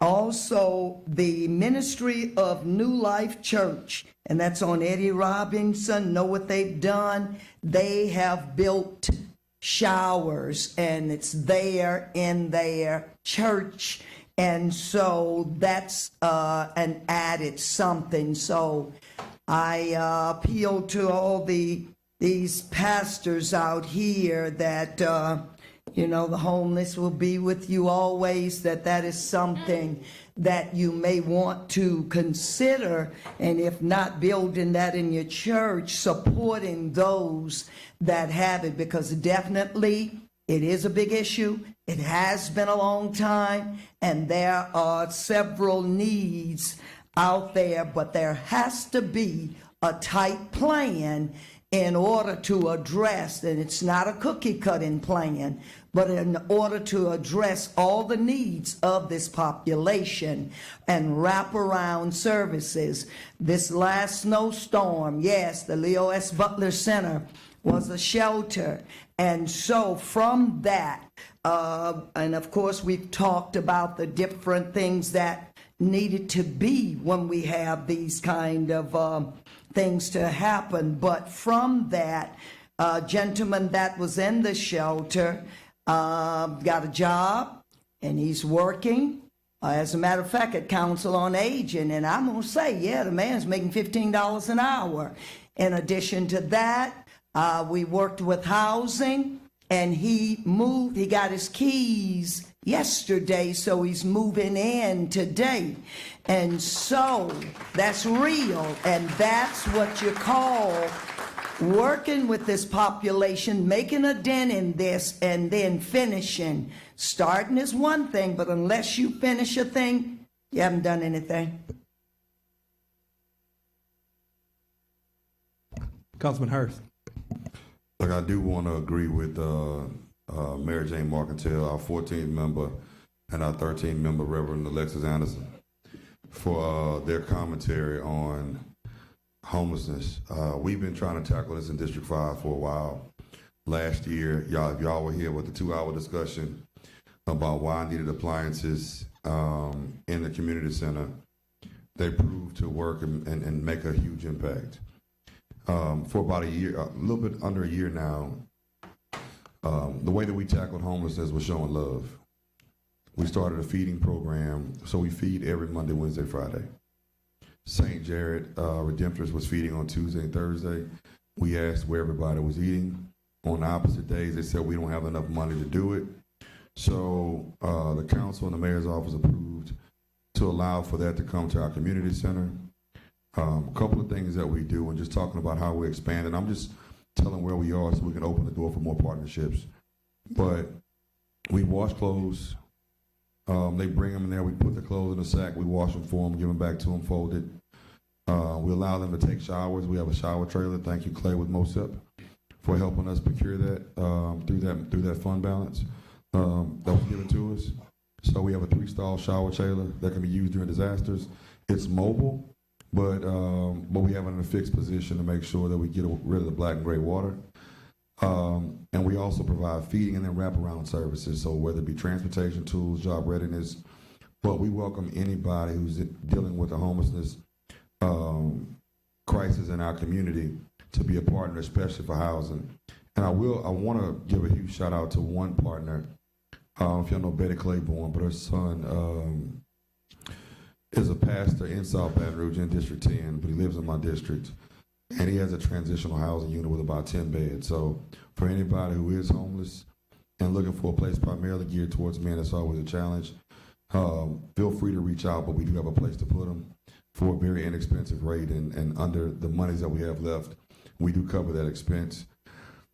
And then finally, when we cut the ribbon, I'll just tell a story. During the hurricane last year in September, there were 3 guys that were sleeping outside of the Charles Kelly Community Center. Since then, one has been homed, has a job. He's a veteran. He's gotten his mental health back on track. And Veterans Affairs has made sure that he's eligible for the military again. And he wants to be a part of BRPD. So we got a lot of folks in this room. He wants to protect and serve us because he saw somebody gave him, so he wants to pay it forward. So a lot of times we frown on these people, but we don't know what they've been through.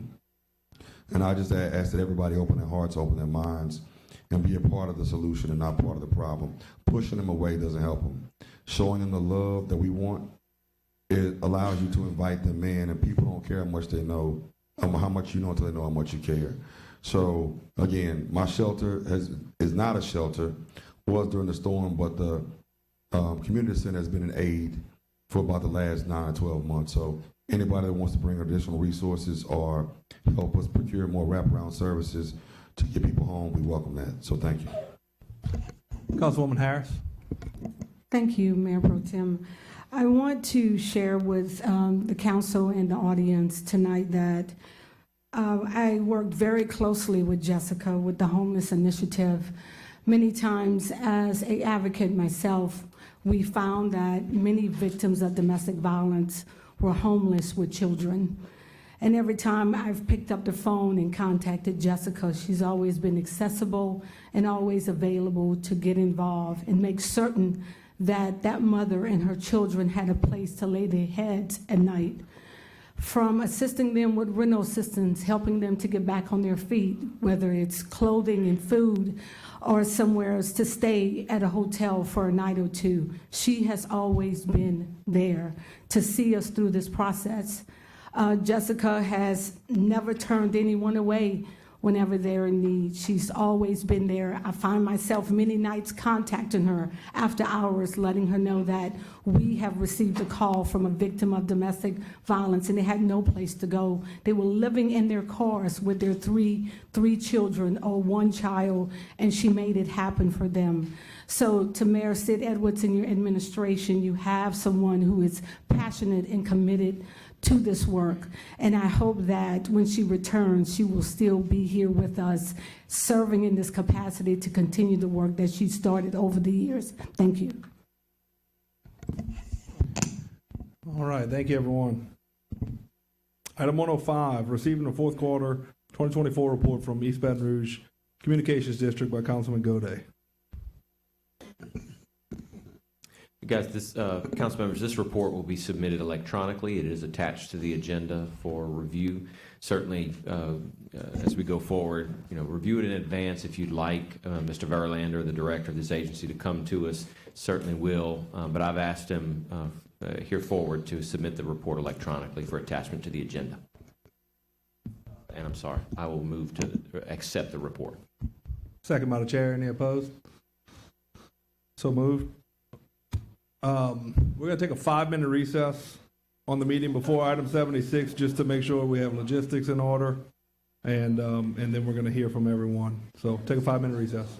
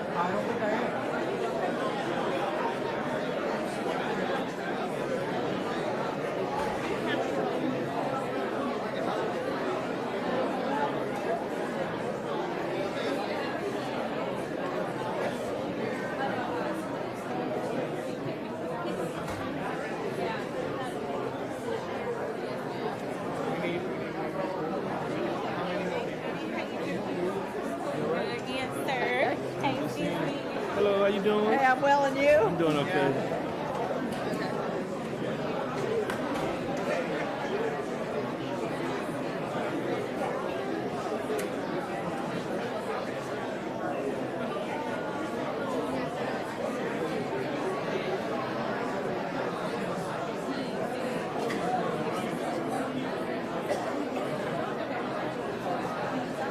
Hey, how are you?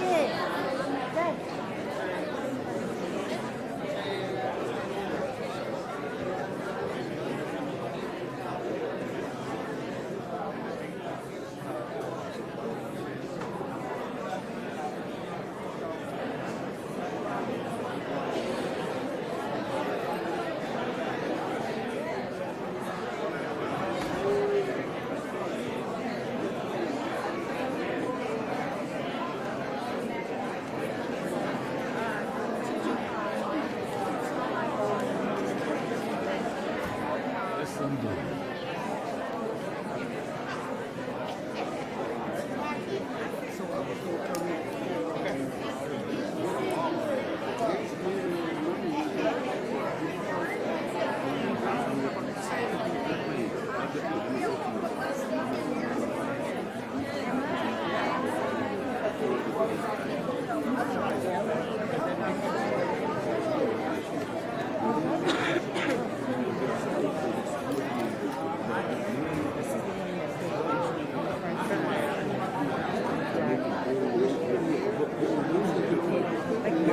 I couldn't believe it. Lines are being drawn. Yeah, that one.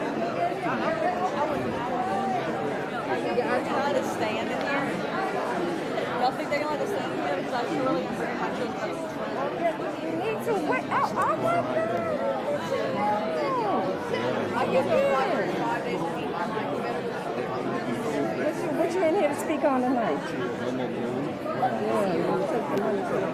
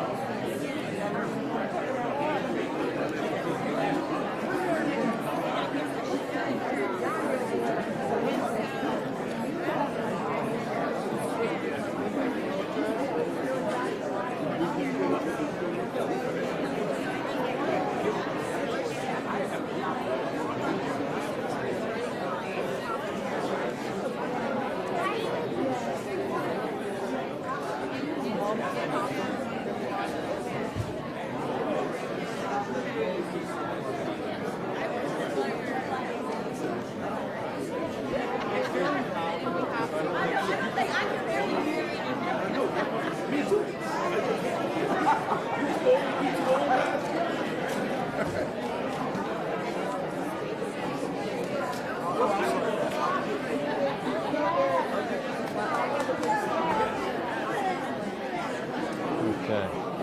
I guess my mom is gone.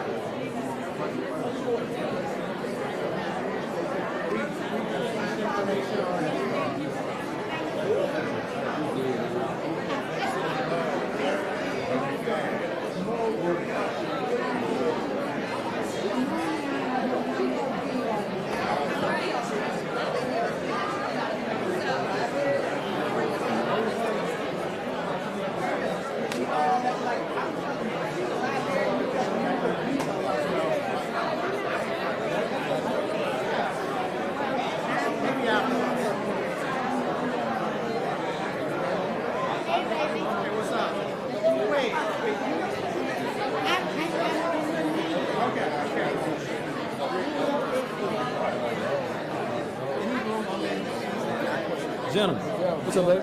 Good. What's going on? Good to see you.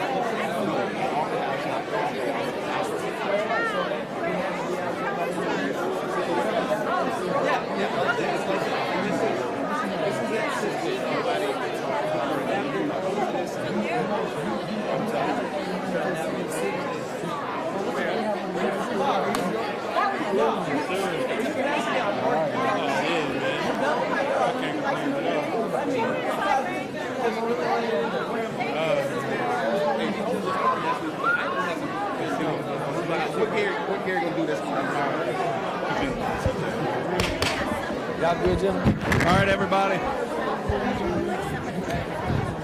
Chief Kimball.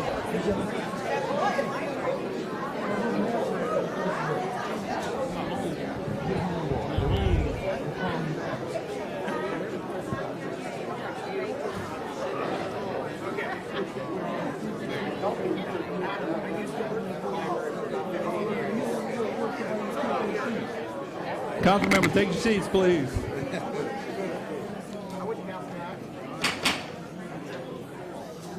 Hey, if we could, please, if you're in the middle here, you need to exit out and go out to the 8th floor.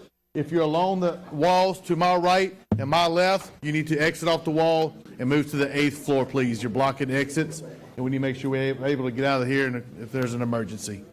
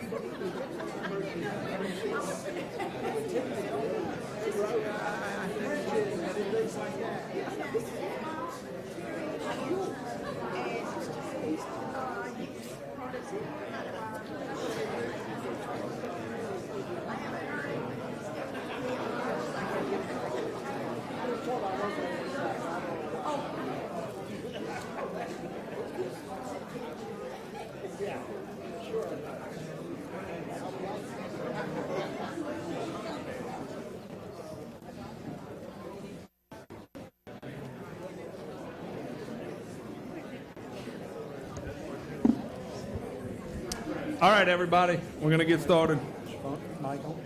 Yeah. Item 76, a resolution ordering and calling an election to be held in the parish of East Baton Rouge, state of Louisiana, on Saturday, October 11, 2025, for the purpose of authorizing the renewal of the levy and collection of a 10.5 mils ad valorem tax on all property subject to taxation within the boundaries of the parish of East Baton Rouge, state of Louisiana, for a period of 10 years, commencing with the tax collection for the year 2026 and annually thereafter, to and including the year 2035, for the purpose of providing funds after paying reasonable and necessary expenses of collecting and administering the tax to be used entirely and exclusively for the purpose of maintaining and operating the public library system of the parish of East Baton Rouge and its branches, improving services, acquiring land, and constructing new library facilities by the library director.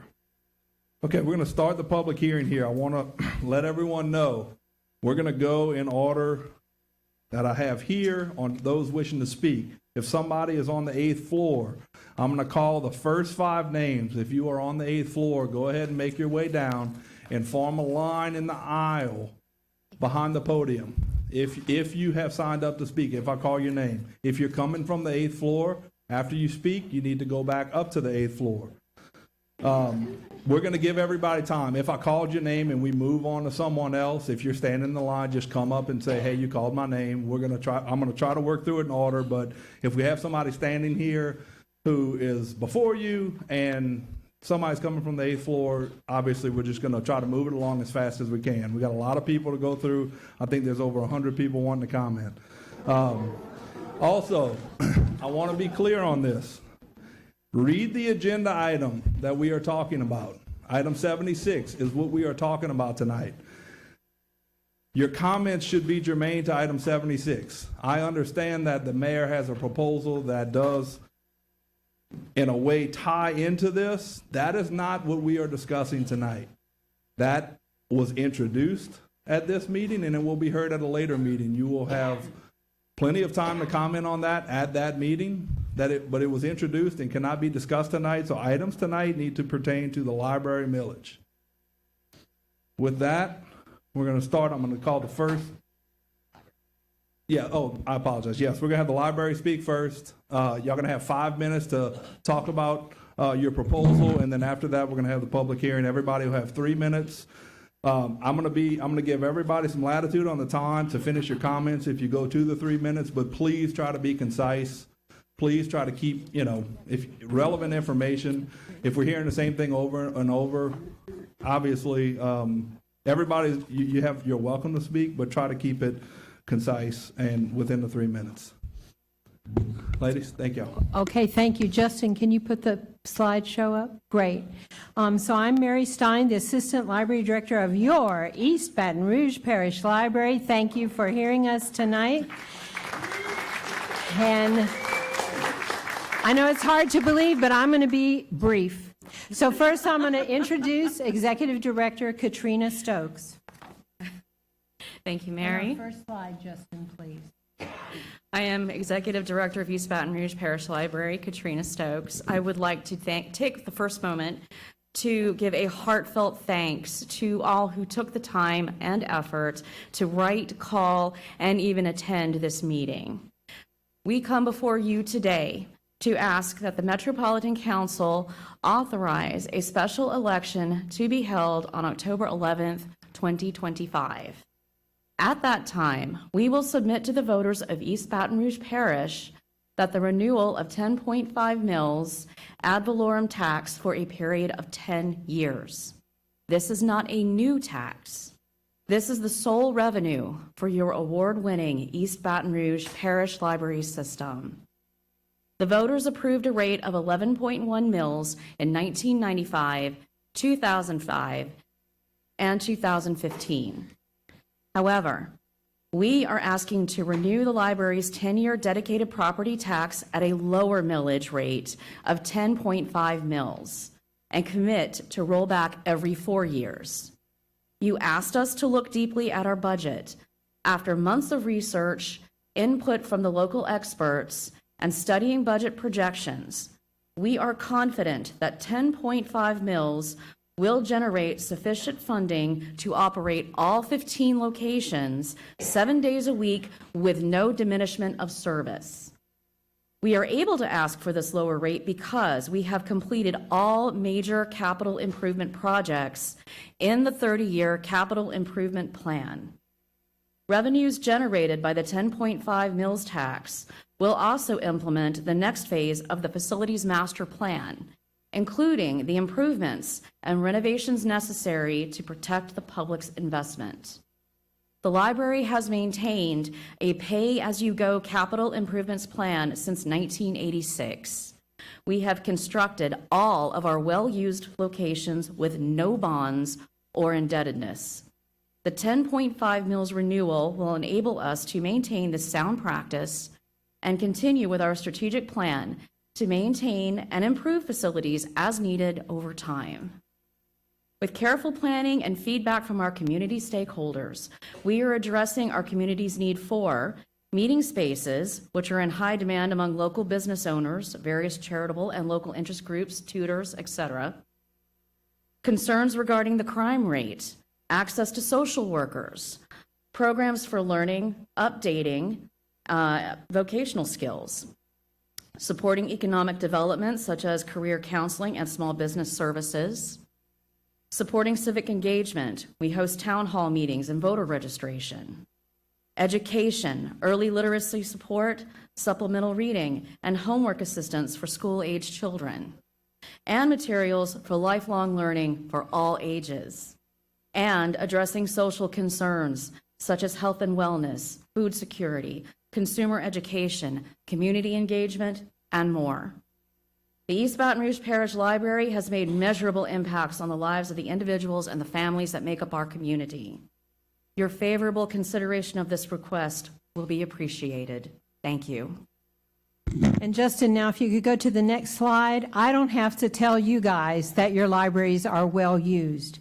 I have happy little statistics that I share often, and I'm not afraid to use them, but we don't need to talk about them. Basically, you just need to remember that all of your convenient locations are open daily, and a lot of your citizens are using them. Almost 70% of the parish has a library card and has used it.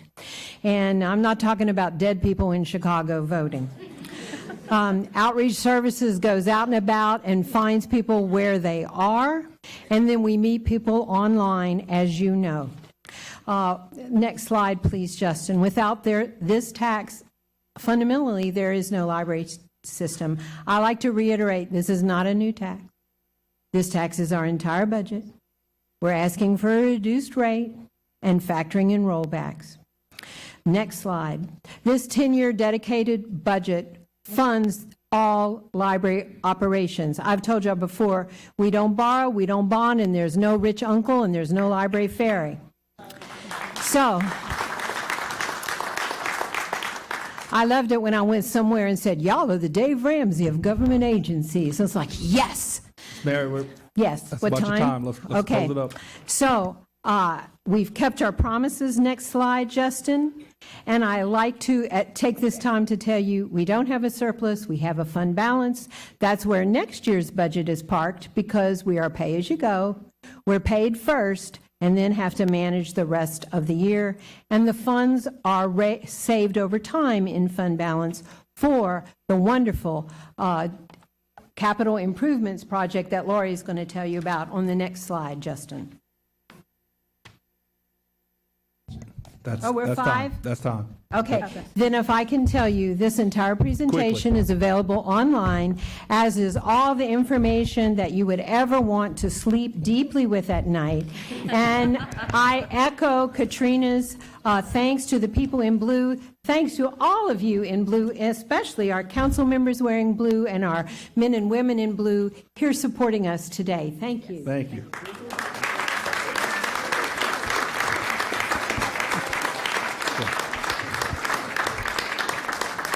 Okay.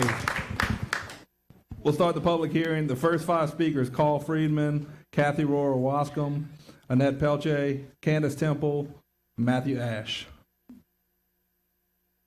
I'm Carl Friedman. I'm a retired LSU professor. I've been in Baton Rouge for a long time, since 1984, and I have been extremely proud of the library system. I was, quite frankly, somewhat surprised when I first learned how good this library system is, that it has received national recognition, that there are, of course, public library systems all over the country, but that few of them actually provide the same level of services, the same kind of hours, the same variety of services that our library does. And so I just want to say that, East Baton Rouge has built a fantastic library system, something very valuable, and I'm sure East Baton Rouge will continue to maintain it at its current outstanding level.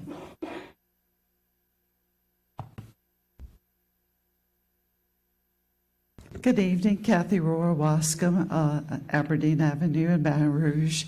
I'm also a current member of the library board.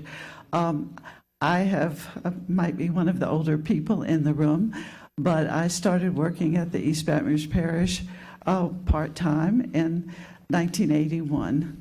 I did not understand, frankly, the difference between a dedicated tax and a general fund tax. The library at that time was funded by general fund money.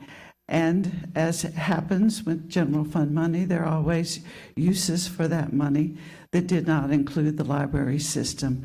The library system began to fail as money was deleted from that system because it was in the general fund and not in a dedicated fund. But I think it was 1985, all staff, part-time staff, was called to the back room in the library and told we were all laid off. Essentially, we were all fired because there was no more money. We had run out of money. We had to shorten hours. We had to close facilities because there was no more money in the general fund to support the library system. That is how the dedicated tax started, and it has progressed for almost 40 years. The library system and many of its board members, its staff, from Stan Bardwell to the Carnahans to Georgia Brown to all the people who have gone before me, they have managed, they have saved and saved and saved for almost 20 years before the main library that was absolutely falling down was able to be built and put up, and all your systems.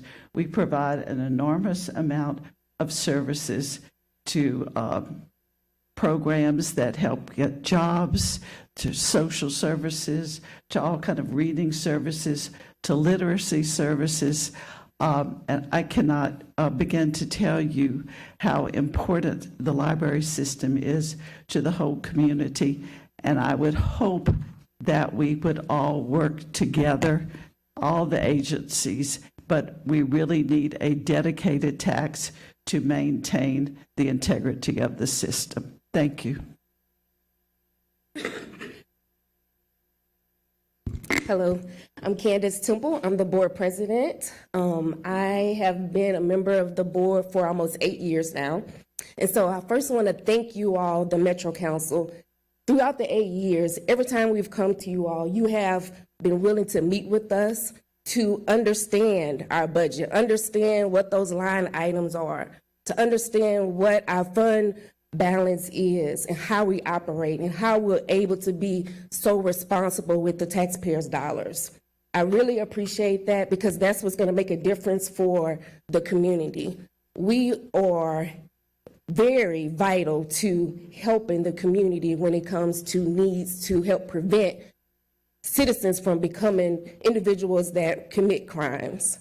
I know crime has been a big issue in the community, but I've heard a councilman say, hey, let's focus on the root problem of crime. And the councilman said it's literacy. We have programs to help with that. We have programs to help improve education so that people can have opportunities, because if they get an opportunity but they're illiterate or they can't comprehend or analyze data, it doesn't matter. So again, I want to say thank you to all the supporters that are here. They will give you examples of things that they utilize from our system to help improve their businesses, help improve their lives, and you will be able to see and continue to listen to your constituents and know that this is a good plan, that we operate very, very efficiently. As the Reverend mentioned about having a plan if funds are not there, we have a plan. If our bookmobile goes out, we have a budget line item to fix that immediately. We look at everything in details, and I am very proud of the staff in the community and you all for actually listening to us before you make decisions that affect so many people.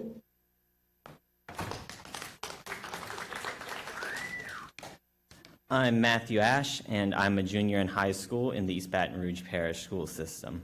Now, countless people here today have given and will give their own ways that the library has helped them in their lives, but right now I just want to look at some of the facts about what will happen if we cut the library's tax.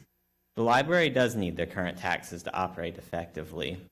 Now, I acknowledge that there are other ways that these taxes could be spent, and I don't think there's anybody in this room today that will deny that crime rates need to come down. But the city parish already struggles to repair roads, to fund schools, and to clean the city. If more of that money is taken away and has to be given to the library, not only will the library not have enough money, but we won't have enough money for those other services. And a change to the taxes, giving the library less money, will also not help crime rates no matter what we send the money to. Again, I think everyone here agrees that we need to stop crime, and there are other ways that we could do that, but the library is necessary. The library has plenty of programs that help decrease crime rates, such as providing help to those prisoners that were just released. In the state of Louisiana, 14.9% of prisoners are habitual offenders, but in East Baton Rouge Parish, that number is only 3.3%. Our programs work, and our libraries work to help those people. Baton Rouge crime rates are high, but the best way to bring them down, to help our city, is not to decrease the library's taxes. That will only do more harm than good.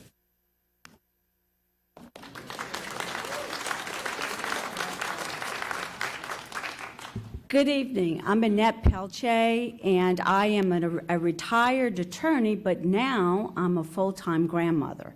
And I'm here to speak to you as Mama. That the library is absolutely essential in this community. It's a treasure. And I can tell you as a grandmother babysitting for 2 young boys, almost every day there's something happening at one of the branches for children. And it's family oriented. It's to help families. And you know, anything from story time to crafts, activities, events. It's wonderful. And the children's spaces in the libraries are wonderful, and they're safe, they're a haven. Please, all of you, go to your branches, go to all of the branches and check it out. It's amazing. And I really fear that you're going to do so much damage to the libraries if you don't pass the millage. Thank you.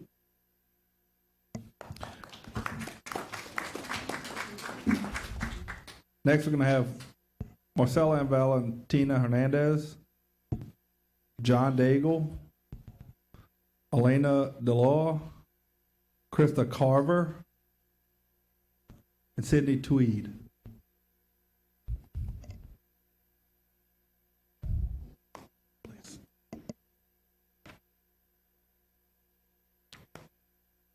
Good evening, everyone. My name is Marcela Hernandez. I'm a social worker, I'm an organizer and an advocate.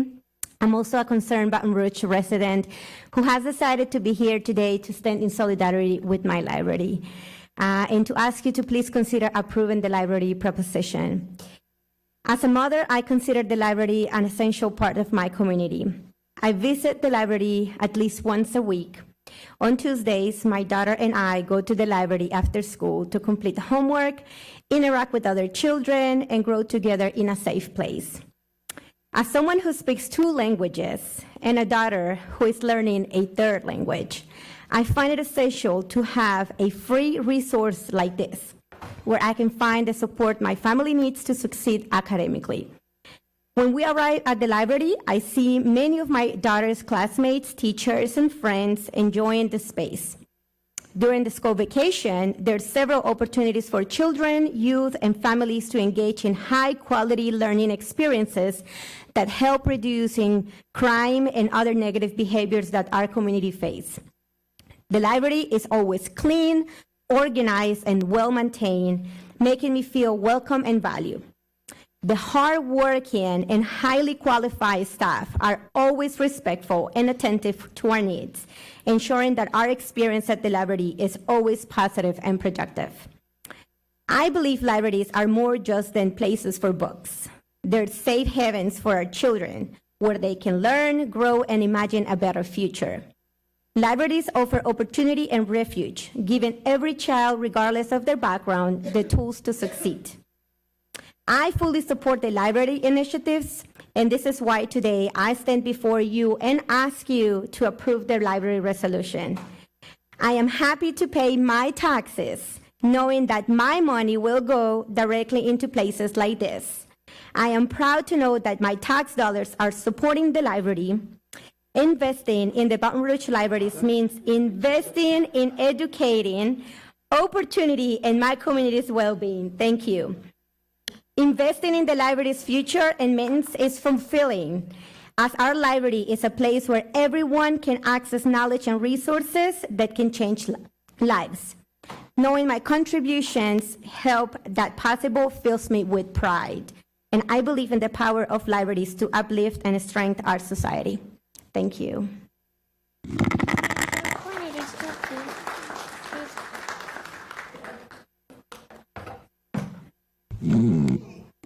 Good afternoon. My name is Valentina Hernandez. I'm 6 years old. I attend first grade at Flame. I'm representing the children who go to the library. I'm here today to support all of the libraries in Baton Rouge. I go to the library to read books, learn about different things, and play. I also attend events that the library makes for families. I am here today to ask you to please approve the library request and allow residents to vote about this important matter. Voting matters because this is how your voice is heard. Thank you and have a good day. And by the way, she made it. She made that statement. She made it.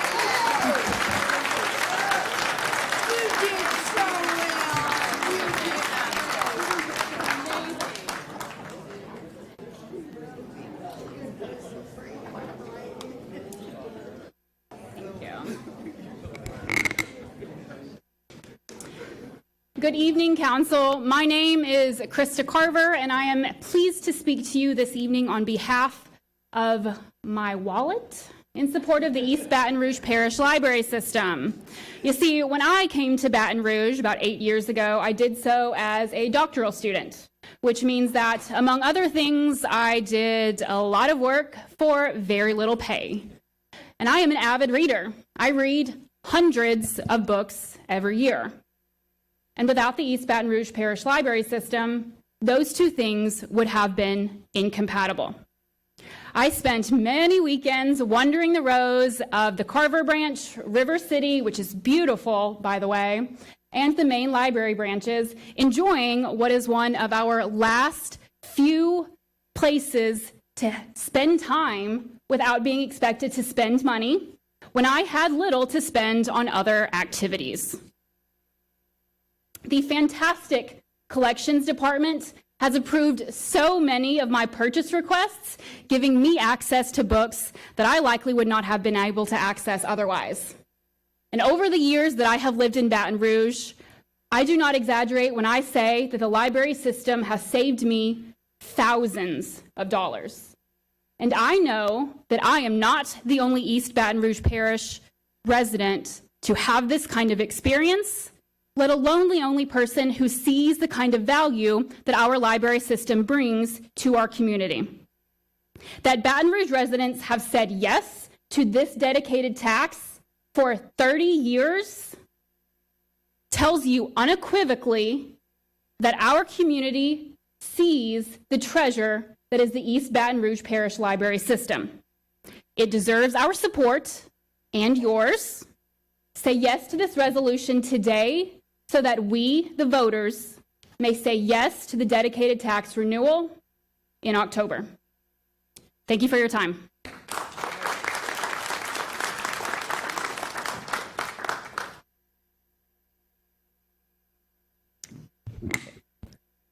My name is Sydney Tweed. I am a junior in high school. I go to Baton Rouge High. I'm mostly here because I was just coming to support one of my friends coming to speak and, be involved.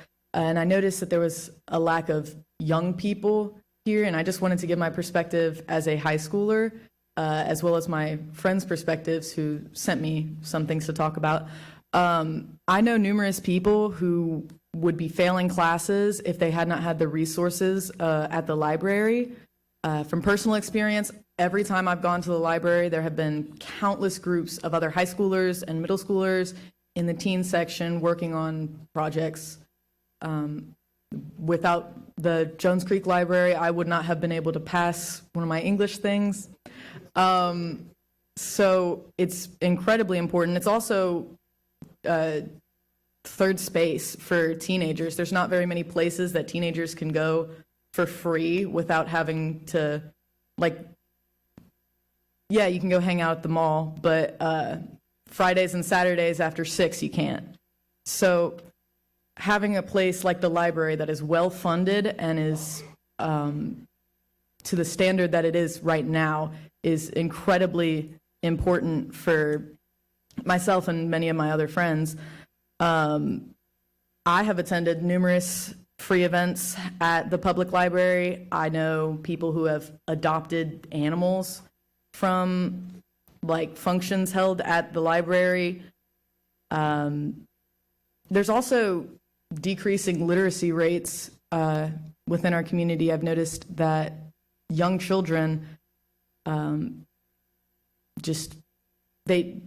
without the library, they wouldn't be able to get to where they need to be. And also, there are, in America at least, there are 11.5 million Americans who do not have access to the internet. So the library is a crucial part of letting children and just anybody who doesn't have access to that able to reach that information. And that is why I'm asking you to vote for the renewal. Thank you. Hello, everybody. My name is Elena Delara. I am a resident at Lee Drive. My councilwoman is Councilwoman Rocca. Thank you to all of the civil servants that are in the room today. In my day job, I am a problem solver. I just want to start by sharing a story. I grew up next to the Jones Creek Library. I was in walking distance. My mom was an administrator at a public school. The quality of my life for having that library changed exponentially.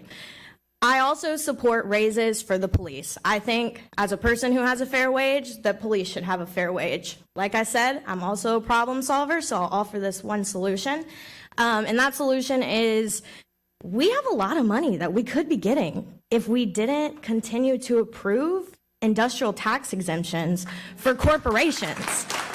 And it's not a matter of a corporation leaving. It's a matter of Louisiana having lost $20 billion since 1998 to this tax exemption program. There is plenty enough money for the library. There is plenty enough money for the police. In 2023, this Metro Council approved unanimously an industrial tax exemption for a property worth $250 million. My house isn't worth that. Is y'all's? Is y'all? Ma'am, I and I appreciate still that. have to ITEP's pay. not on the agenda, though. Let's keep it on the library. That's tax, right. please. So I'll leave it at that. Some food for thought to chew on. We are not in opposition to one another. Send it to the voters. We'll approve the millage. Allow the police a raise. We got the money. Thanks, everybody.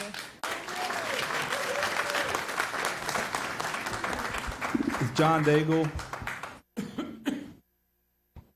John Daigle here? Okay, we'll go to the next five. John Daigle, if you didn't hear me the first time, come on down. Lynette Lee, Reverend Anderson, Lee Patterson, Ben Went, and Ronnie Harris.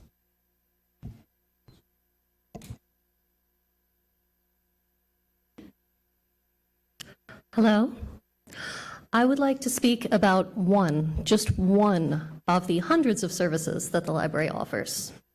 And that is... What's your name? Oh, my name is Lynette Lee. And that is the Career Center, where I have worked for the past decade. I'm a certified professional resume writer with the Career Center, and what we do there is we help people find jobs, which is a critical need in EBR. In the time that I've been there, I personally have done hundreds of resume writing and interview coaching sessions. Every year, we help thousands of people with their job search. All kinds of citizens. We help military veterans transition to civilian jobs. We help formerly incarcerated civilians transition back into society. If you guys want to talk about crime prevention, I help ex-cons find jobs. There is no better crime prevention than that. We help people claw their way out of homelessness. We help people escape domestic violence by achieving financial independence, by helping them find jobs. Reverend Anderson and several others were speaking earlier about the homelessness epidemic. Helping people find employment is a huge aspect of that, something that we do at the library every day. We help teenagers figure out what they want to do for a living. We help former stay-at-home parents who have large gaps in their employment figure out what they can do for a living. We go into schools and prisons and sober living facilities and job fairs. We reach out to hundreds of people every year in the community. We also have a YouTube channel that has more than 190 instructional job search videos, more than 4,000 subscribers, and more than 700,000 views.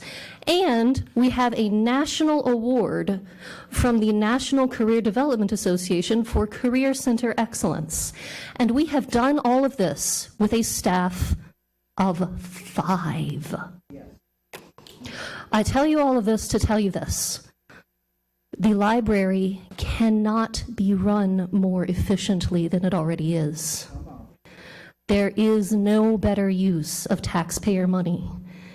If you take money away from us, we will have to cut critical programs, programs that the community clearly wants. Thank you.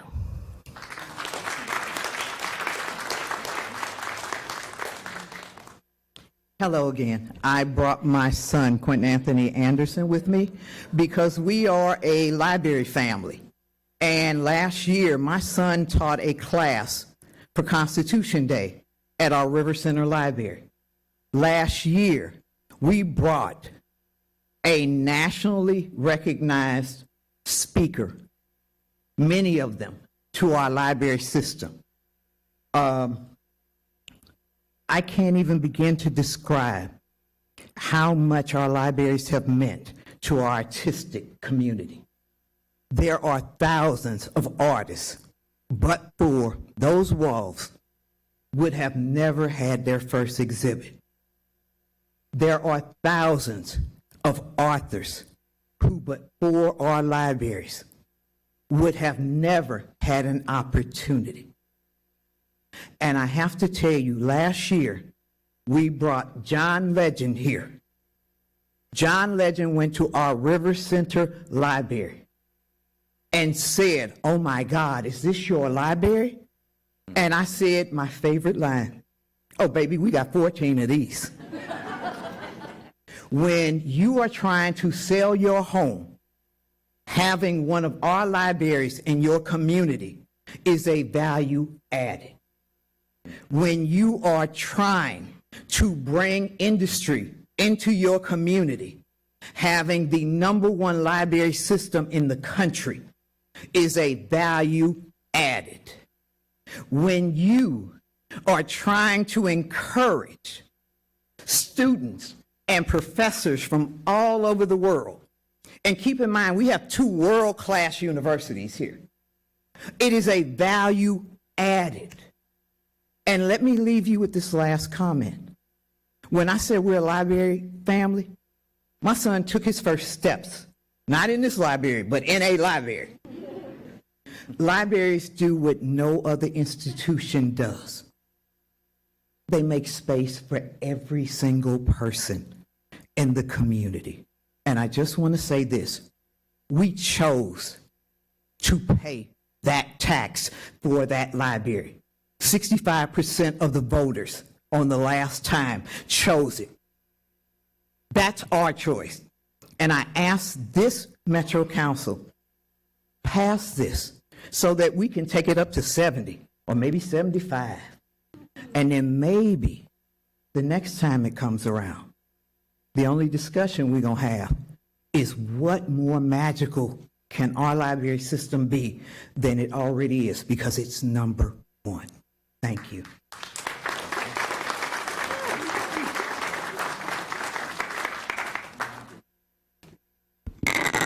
My name is Lee Patterson. I'm a biologist here in Baton Rouge. I've lived my whole life in the city.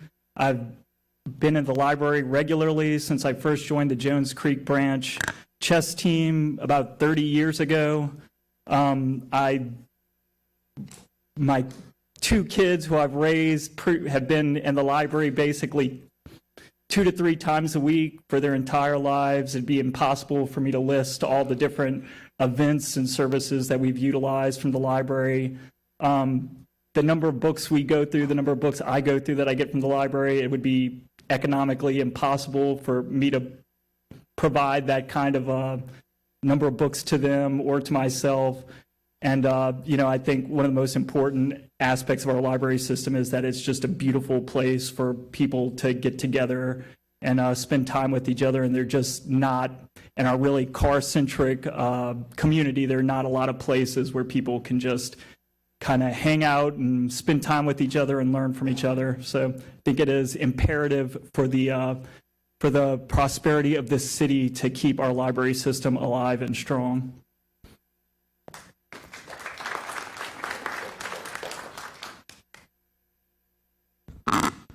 Hi, my name is Ben Wentz. I work at the library, and I just want to talk about some things that were brought up earlier in this meeting about broadband access, about helping the homeless, about the snowstorm.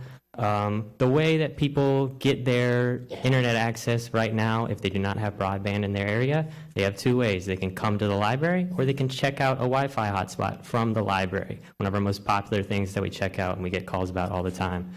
Another thing about the snowstorm. What was open during the snowstorm? It wasn't the police department, it was the library, okay? So all of these things are helpful for the community. They save people's lives. These things save people's lives, okay?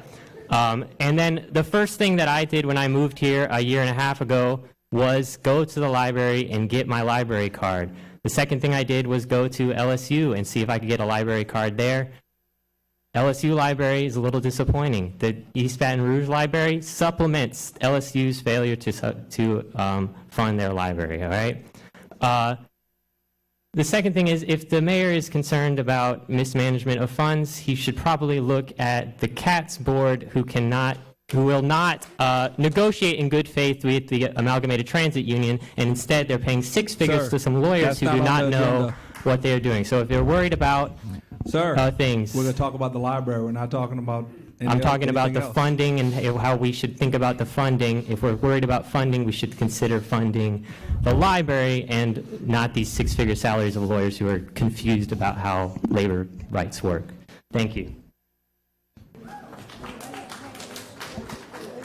Good evening. My name is Ronnie Harris. My wife and I reside at 1135 Carter Avenue in Old Goodwood. 11 years ago, we walked into the old main library, and the one thing that struck me besides the age of that library was the person behind the desk. The best customer service I have ever seen. And my hat's off to the staff of the library. I don't know what they do in training, but they do a terrific job. Because over the last 11 years, I have never had a problem except help from the librarians. Now, yesterday, I came by to deliver a letter to the mayor, and I copied all of you council members. I paid $2 at the parking garage. Today, I wanted to show up with my friends from supporting the library, and they're charging $10 at the parking garage because there's an event, and the event is your council meeting.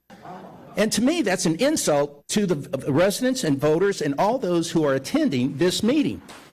And I would like to ask the council, if it's the contractor doing it, change the contract to say never ever raise the rates when a council meeting is in session.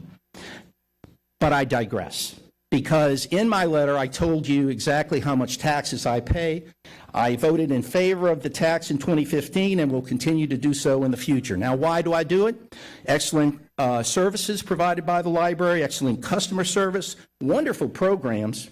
And years ago, many people who supported good government demanded dedicated taxes. Don't spend it in the general fund. We want to see it. We want to see where the money goes. Well, you can look at the library as a prime example of what government can do right if properly funded. Now, what is there to like? Well, the fact that they have computers for folks, public meetings that engages the public in government and other things, the cultural events that they have, concerts, movies for the kids. They're open the hours where people can actually use the library. Isn't that novel? And you need money to do that to have a proper staff. Now, it's something for everyone in this parish. So I ask you to be proud of the library, support the proposal that your people, your employees have presented to you that the voters are saying that they will support. Be proud of the library system. Now, who would be against it? Well, those who do not understand government funding, those people who do not use the library ever, because if they step foot in the library, they would see, wow, my tax dollars go to this. But who else may not like it? Bond counsels, bond attorneys, bond companies, the people who stand to make dollars. The fact is, pay-as-you-go is a unique concept in government, and everyone wants to live within their means, and the library does that. So please, I ask you to support the proposal that the library service has presented. Thank you very much.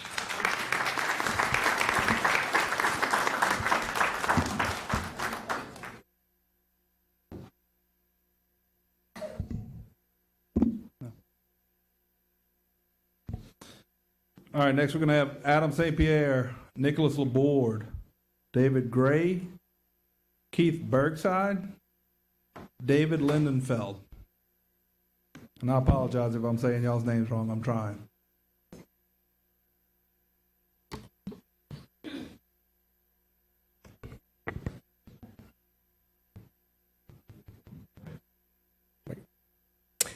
Thank you for allowing me to speak. My name is Adam St. Pierre. I am a lifelong resident of Baton Rouge. I am here today to express my support for the East Baton Rouge Parish Library System's proposition to bring 10.5 mills tax renewal reduced from 11.1 to the voters in October. I say this as a property tax paying constituent of District 8, a former EBRPL employee of 15 years, a member of Together Baton Rouge, and a current board member of the Patrons of the Public Library nonprofit, which is a lot of hats. However, I am used to that, as many of my EBRPL colleagues wore a lot of hats. I personally saw how the library changed people's lives in my daily work and the work of my former colleagues. The library's millage funding supports daily operations, services, and special programming. Programming like the Mid-City Microcon, which just happened on February 8th and attracts hundreds of people every year. The Baton Rouge Maker Fair, that just completed its 11th year and attracts thousands of individuals and is family friendly. Attic Treasures, which allows folks to bring their collectibles to be given an estimate value. When I was a staff member, I saw people record their audiobooks in our maker spaces and learn new skills for their lives as well as for their own entrepreneurship. I helped individuals publish their books, find their favorite TV shows, and many other things. The library has renewed this millage in 1995, 2005, and 2015. Before the millage, funding was scarce, and there were hiring freezes and no additional materials bought. The library pays for all of its expenditures as they go and has shown fiscal responsibility over the years. I urge you to approve the library's proposition. Thank you.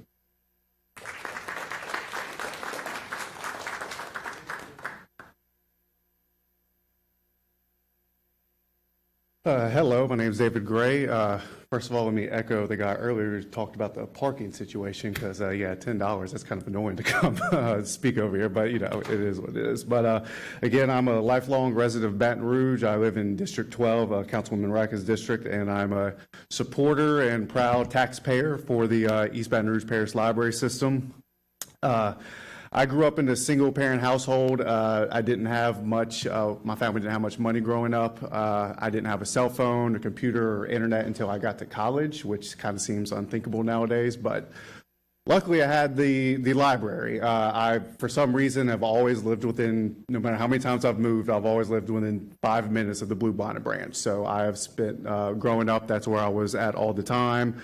Like I said, I didn't have a computer or anything, so school assignments, all that stuff, I would have, I think the women who worked around the printing stations used to probably get annoyed when they saw me because they knew I was going to print out 100 items because, again, I didn't have that at home, and the library made it possible for me to have that. You know, I didn't have cable or television, so I read a lot, and I could not have afforded any of those books growing up but for the library system. So I was a little discouraged and disappointed when I heard that there might be that the library's funding might be in jeopardy. When, if you look at all the government agencies that we have, or any agency in general, business or otherwise, how many can say that they had a 30-year plan and they followed it to the T? That doesn't really happen at all in government or in business. And as you saw in their presentation and their millage website, I mean, they had a 22-page PowerPoint presentation, another 29-page PowerPoint presentation, a couple 2-page documents announcing their proposition. So, I mean, they're giving you all the details that you want. They're showing you exactly where those dollars have gone and where they will continue to go. And now their next plan is to assist North Baton Rouge, the northern part of our parish, which I quote someone when they said those library branches were built before the internet.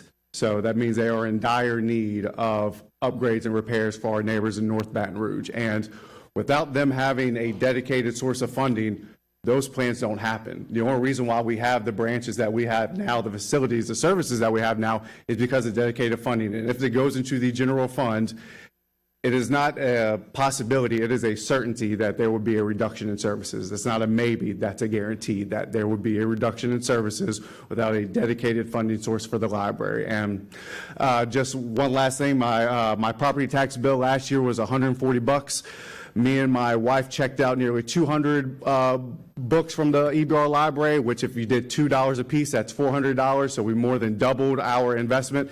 And I am expecting my first child, and I know I'm going to be checking out a lot more books because my kid will be the fastest to complete 1,000 books before kindergarten. So we will do that. So I ask you to support that. Thank you.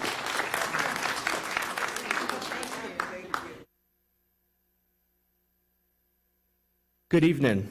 My name is Nick Laborde, and I learned a thing or two about budgets last year when I ran for the Public Service Commission. I want to start with a quote.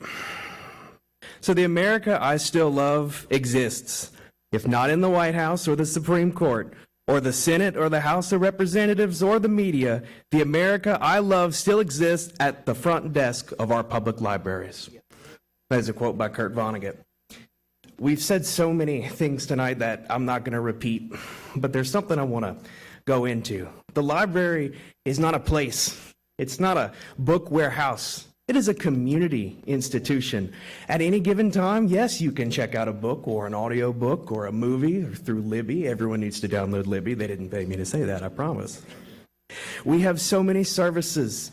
You can go to one of the best genealogy resources for free at the main library on Goodwood and find out about your family history, hundreds of years into the past.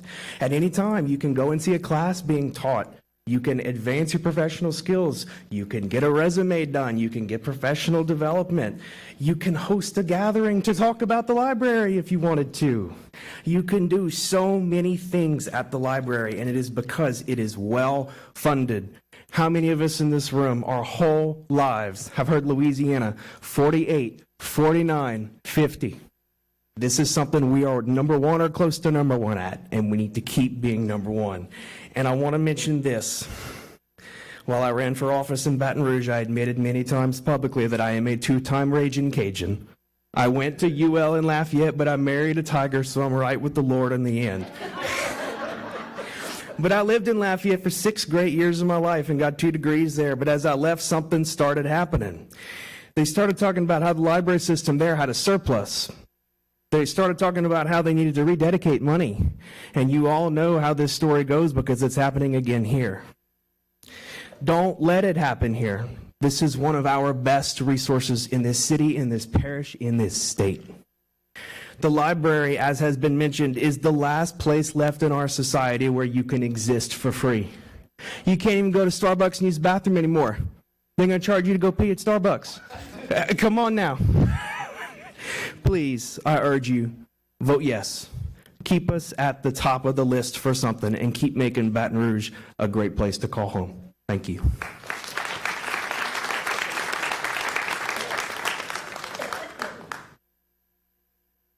Good evening. My name is Keith Bergside. I'm a resident of East Baton Rouge Parish.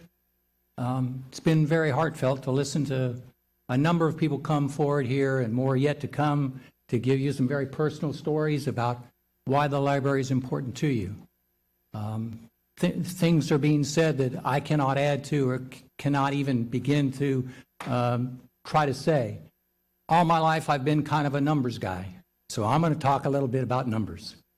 As you know, the library has been operating under a millage of 11.1 mils for a number of years. It's also important to note that that millage rate was rolled back to 10.52 in 2020 and to 9.89 in 2024 as a result of property tax reassessments. But the millage that's been used over this last 10 years has been applied not only to the services and the functions that have been described here, and to sustain the ongoing operations of the library, but also to address all of their capital funding needs. They had an improvement plan that has been nearly completed now that included, the finalizing the renovation or the new building of the main library on Goodwood. Of course, our beautiful new downtown River Center library, as well as a new Fairwood branch for the library. So they've continued to do their capital expenditures over this time. They have also already received their planned facilities master's plan for the next 10 years, in which they plan almost $50 million worth of capital improvements for future projects at the Carver, at the Pride Cheneyville, and at the Eden Park branches. So they're continuing to be good stewards of our environment. Now, having said all that, I also want to address what is sometimes the elephant in the room, and that is the library fund balance. During this 10-year period of time, with the 11.1 millage assessment, it is a fact that the library fund balance has grown by almost $20 million, from about $73.3 million at the beginning of this 10-year period to what is now projected to be about $92.8 million at the end of 2025.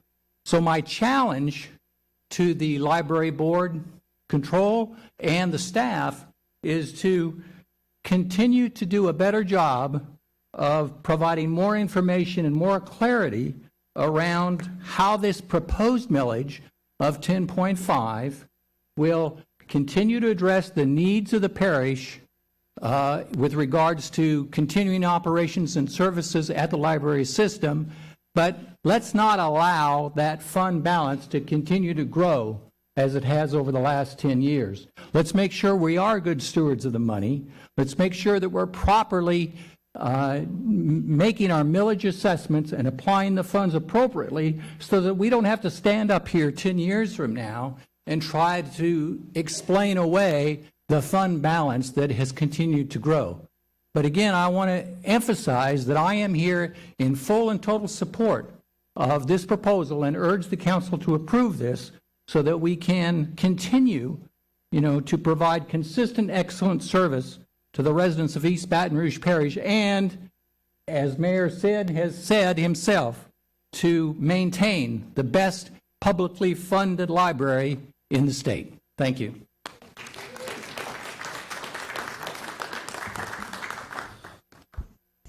Okay, David Lindenfeld, I think I called already.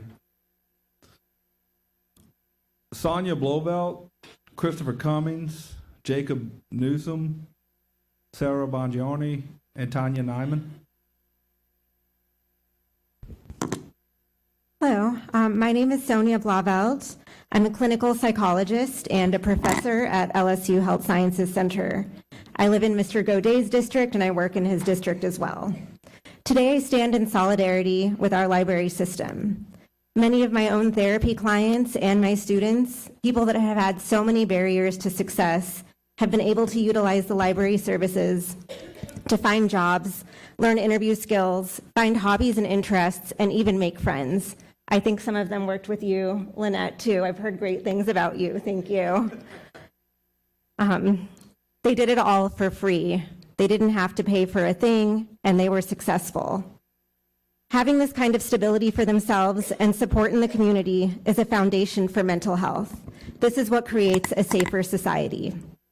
I've lived in 9 cities in 4 different states, and the first thing I do when I move somewhere is I join the library.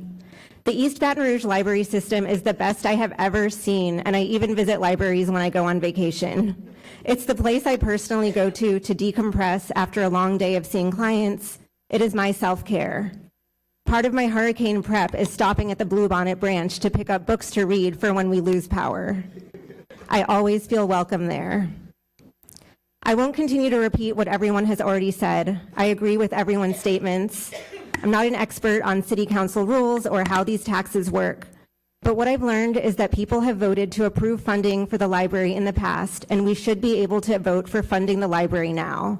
The voter should not be in a position to choose between libraries and an unknown option, one that has not been thoroughly researched and that could devastate our community, the lives of everyone in this room, and the lives of all of those we have spoken about today. Thank you.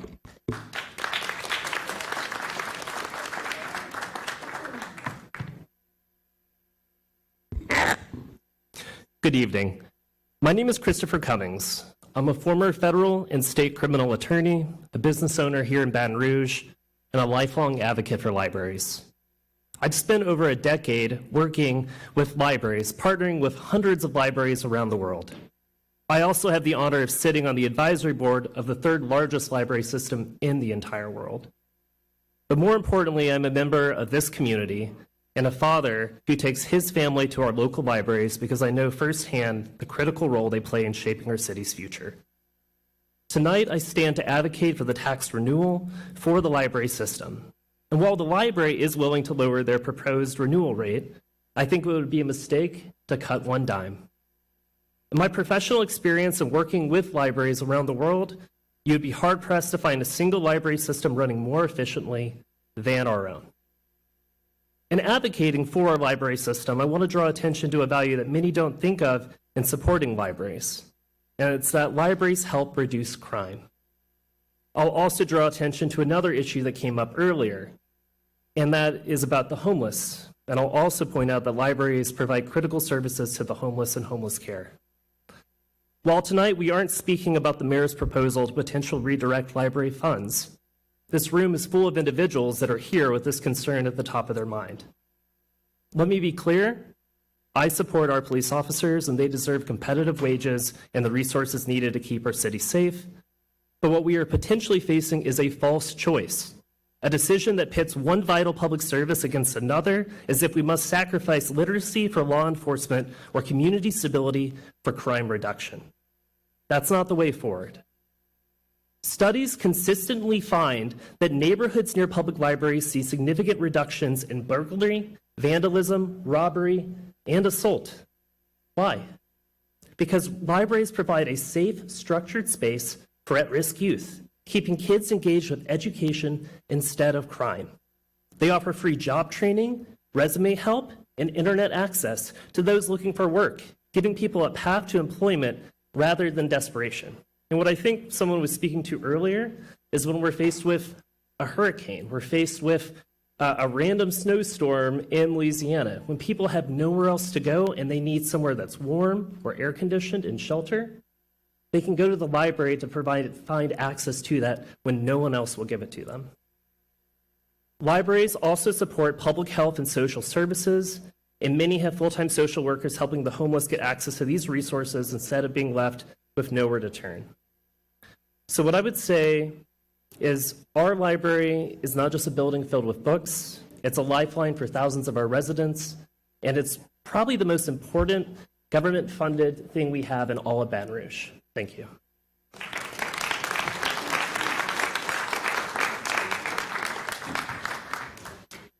Jacob Newsom. A lot of people have spoken tonight very altruistically about the purpose of libraries in society and things like that, and I would love to echo those sentiments. Before I do that, I thought maybe I might get some crowd participation and ask a simple question. How many people here tonight are parents? You got parents? I'm a parent. I got two. If you're a parent, you have a very real understanding of just how important a library is, especially in the summer months when you need something to do with your child and you need somewhere to go and you want to do something that is both cost-effective and also educational. The library simply, amongst all the other things it provides people, families, single individuals, teenagers, our homeless population, a place to be that does not cost. And we are quickly running out of other options, especially in the summer months when it is entirely too hot to be outside for any a long amount of time, especially with a young child. We must pass this millage. We must renew the library funding because, like we said earlier on a separate topic about AIDS and HIV medication, the reason that program is working is it is funded. And the second, as the council said, the second that the funding goes away, the program will stop working. If the library does not have a dedicated fund, it will cease to be as effective as it is. And all of our public ills that we currently face, functional illiteracy, homelessness, what you would call, I guess, vandalism or petty crimes, things of those natures, will also increase. An investment in the library system is an investment in our society, and a society that functions for everybody, not just those that can afford for it to function for them. And with this, I have to say, I encourage you to pass this millage this evening. But I also encourage everyone here that is in support of the library to return next month on the 12th to make sure that that fund is a dedicated fund.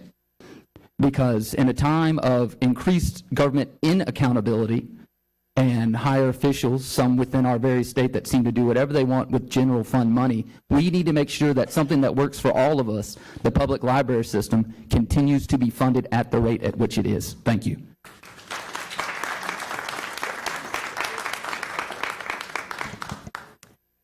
Good evening, Tanya Nyman, District 12, and I always have a chance of getting nervous up here, and so as y'all know, I wrote a dangerous proposition, which I emailed to all of you so that y'all can understand my lengthy reasons to support the library.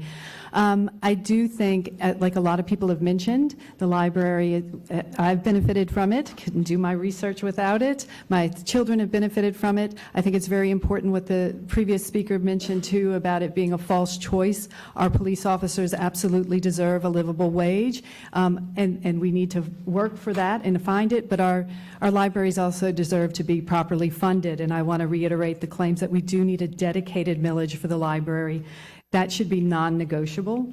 Also, the amount of the millage should be determined by a careful consideration of the budgetary needs of the award-winning system the people in this parish built with their tax dollars on their own volition for the past 40 years. You can't determine that millage based on an apple and oranges comparison to other parishes. To eliminate the dedicated tax at this time is akin to building a house free and clear of a mortgage, and rather than maintaining it, walking away or only allocating enough to maintain a small bungalow when you built something much larger. One of the experiences I had, I grew up in New Orleans. I went to high school in New Orleans. My high school campus is now a high-end retirement home, because when the New Orleans public school system started having financial issues, they were forced to sell off properties. And yes, some developers really got the benefit of those publicly owned infrastructures when the public entity could no longer afford to support them. So I really just want to encourage you to support this dedicated millage. Let's find a responsible way to truly provide the Baton Rouge Police with a raise, because I don't think the proposition that's on the table from the mayor's office will genuinely do that. Yeah, go libraries. Thanks. Council members, I just want to bring to y'all's attention real quickly, if we do not get to action on this item tonight, it will automatically appear on your next agenda on February 26th. That means that the item would be again open for public comment at that meeting. And however, action could not be taken on the item to approve it at that meeting because of advertising requirements. So if action is not taken on the item tonight, it will appear on February 26th agenda. Then at that meeting, y'all would have to make a motion to defer it to a meeting at which you could take action. So I just want to bring that to y'all's attention as it's at 7:17. Thank you. But before we move on, Ashley, can you also explain that not only will we not be able to take action on the item, that would also put the item that was introduced by the administration tonight ahead of this item? Correct, yes. So the administration obviously has an item that was introduced tonight that will be on for public hearing on March 12th. If this library millage item appears on the February 26th agenda, the next meeting at which it could be properly heard, so it would need to be deferred to March 26th. So with that being said, I'm just offering this. Everybody's going to have an opportunity to speak, but if somebody has already said what you want to say, maybe don't take the whole 3 minutes. But it's up to you. Everybody has 3 minutes. Next, we're going to have Donald Luther, Brandy Luther, Anna Foster, William Lynch, and I had mentioned Sarah Bongiorni.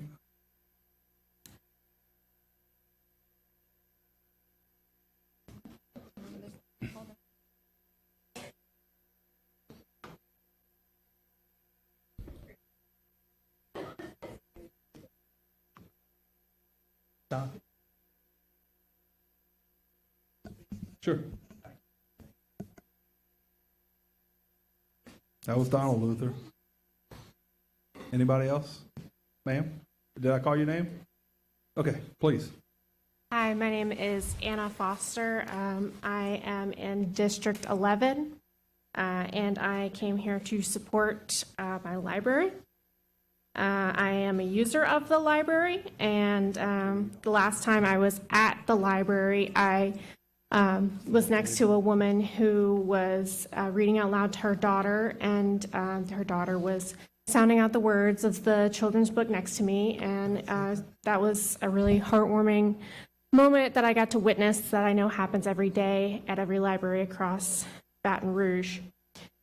In a state where the education outcomes are so poor and the literacy rates are so poor, I don't think that we should remove resources from these children who are trying to learn how to read.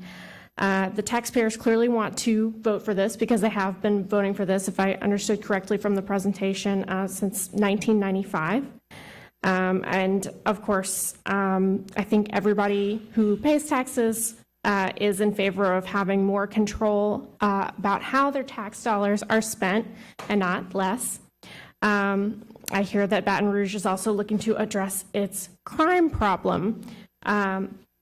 If it needs to use funds for solving problems of crime, I think crime prevention could be a really good use of our tax dollars and not just reactions to crime. Experts on crime prevention and people who have come before me and spoken up here know that access to resources such as education decreases crime more than anything. And so many of the police in this room are here today, I assume, in understanding of that and to support the library's funding. Our library in Baton Rouge is above average in quality, as so many have shown earlier. We have a better library system than so many other cities, and you can see that by how many citizens came out here today to say that they're so excited to pay their taxes. You don't see that a lot. So I think that we should take pride in the most exceptional asset of Baton Rouge and be proud of what our city has instead of cutting it down. Thank you.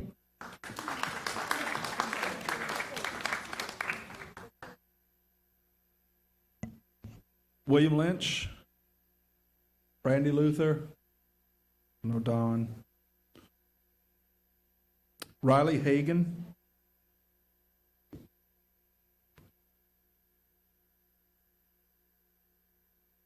Hello, my name is William Lynch. So other people have talked about the good the library does for the community, and I agree with all of that. But I would like to talk about how the library has changed things for me personally.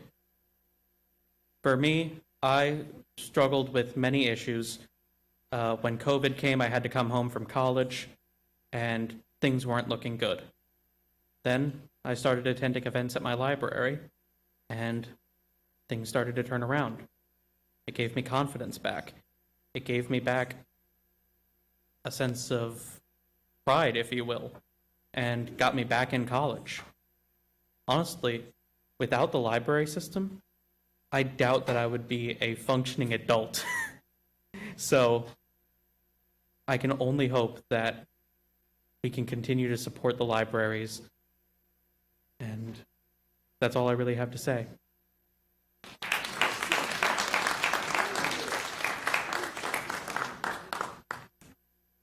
My name is Riley Hagan. Good evening, may it please the council. I believe what we have here at the local level is what we have seen at the state level.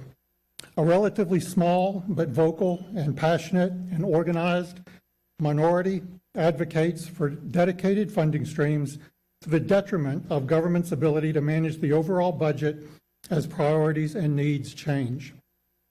The sea of blue you see out there is one example of that. I would offer as Exhibit 2 the fact that your public comments tonight may be 100 or more on one side and one on the other. But we see this at the state level through constitutional and statutory dedications, and every elected state senator or representative that I've spoken with expresses their frustration that they only have practical control over a small sliver of the budget, and the governor feels the same way. We see this at the city parish level, particularly with BRAC and the library, and it is not good public policy.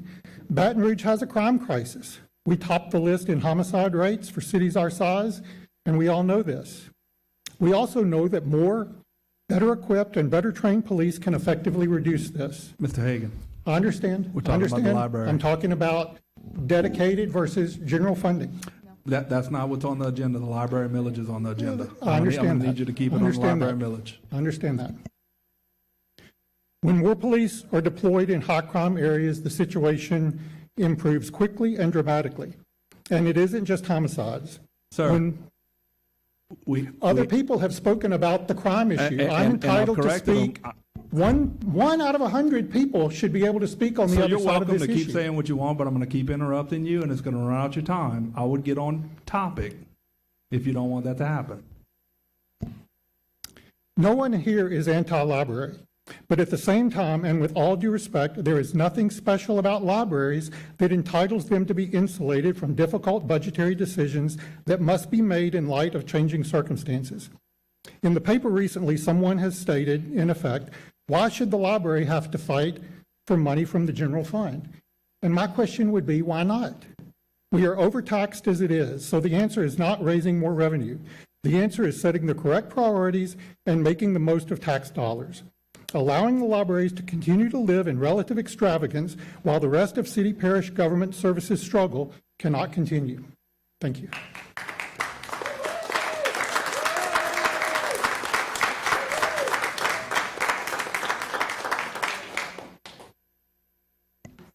Robin McCullough-Bade, Harold Greer, Carolyn Hill.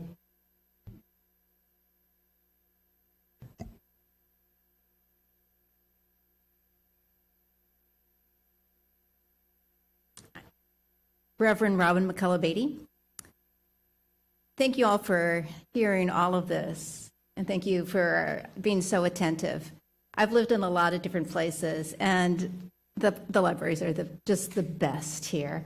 And when I was directing the Interfaith Federation, I recently retired from that, I went to every library and hosted events, and it was wonderful with the work in Zion City to be able to refer people to get jobs, to have hope, to take people who perhaps had a dream and be able to give them the resources of the libraries. Many of us have been privileged enough to grow up in reading homes and have that encouraged that throughout our lives, but so many have not. The public libraries, it's a gift to this community. And as we try to figure out as a community how to be a community, we have this wonderful foundation that's already with this track record of decades. Now, the first time I went to one of the dedications of the library, I couldn't believe they already had paid for it.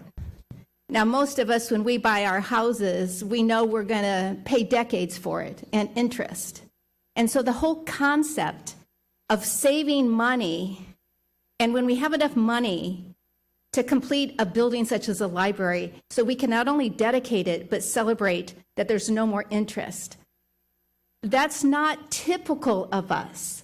And so why does it come off that we're trying to penalize this wonderful gift in our community? I don't understand why this is not just a simple decision tonight to pass on as an endorsement of the wonderful staff, the wonderful facilities. And it's just not books. It's where we can train people. So I was, for years, an advisory member of the police chief's advisory committee. I can't find the police chief anymore, but a former one. So know that those of us who support the library, we support our police. And we hope we can find a way to not only give them the financial support, but we need to get creative because we will never be able to hire enough police officers. We have got to be in partnership with the faith communities who are working deep in the neighborhoods. And we have to work with BREC, and we have to work with our libraries. And why we would do anything to reduce the quality of our libraries. Instead, we need to be creative in expanding our partnerships so that the libraries become that safe place that people can come to pursue their dreams and their hopes. And that's how we become a community that is very inclusive of all. Thank you for your time.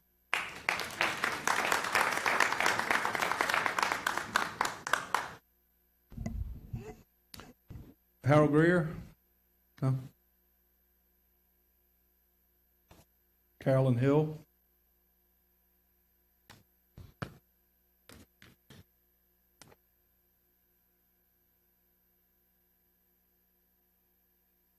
Darrell Glasper Sr.? I think he said he had to leave. Emily Smart?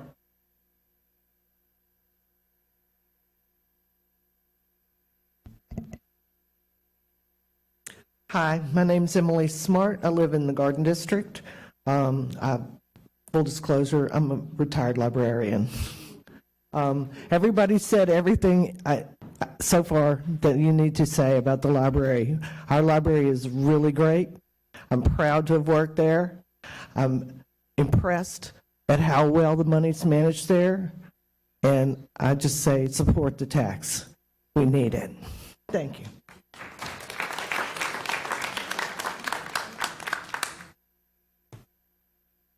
Hi, I'm Donald Luther. I'm the Vice President of the Library Board of Control. I'd like to thank everyone that came out to support us tonight. We love y'all. Y'all have been great. I'd like to thank the police department that came out tonight. We love y'all too. We can't do it without you guys. We definitely back the blue. We're running out of time. We've got more people signed up to speak than we've got time to do this. So if we don't get this settled here soon and let y'all do y'all's work, we're going to have some significant problems trying to get this passed and to the next level. So we need to make some some changes to what we're doing here. And Speaker Pro Tem, I would hope that you would try and limit our access, although I want everyone to be able to talk, and I need to limit my talking time so we can try and get to a point and bring this matter to a head. Thank you. Dr. Patricia Barranco?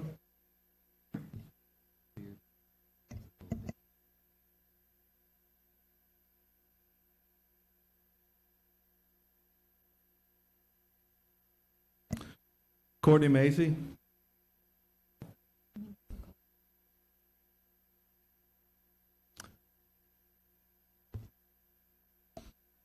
And please, if you can, limit your time. Yes. My name is Courtney Macy. I'm a resident of Zachary, Louisiana. I'm originally from Shreveport. I just have to say that many times I've heard lots of complaints over the years about our schools, this and that, but I will say that I could not be more proud to live in Zachary of our schools. Louisiana was the only state who improved their reading scores between the years 2019 and 2024. That's a huge shout out to our teachers. And also, I know that our libraries played a huge role in that. So I would ask for your support in this resolution. Thank you. Amanda Lanata? Kirsten Martinez? Or Martinez? Carmel and Molly Lavode. And if you're coming from upstairs, just come on in. Kelsey Ferris.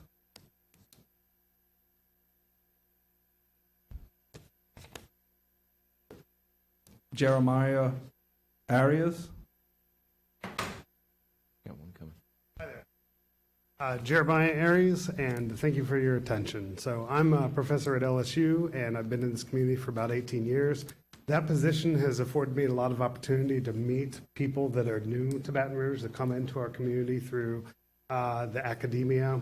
And the one thing that is consistent with those people is the library system and how much that has shaped their experience here. It is the single place in our city which gives me an extraordinary amount of civic pride. I visit the library multiple times every month. If you have not been to the library system, the library on Goodwood especially, it feels like a home to me. I have been introduced to material that has broadened my horizons. I've literally checked out telescopes that have enabled me to see the stars. Those kind of facilities are so rare and so valuable. It is the crowning jewel of our city. I would just encourage you to please continue the support for our library system. Thank you very much. Kayla Dowden.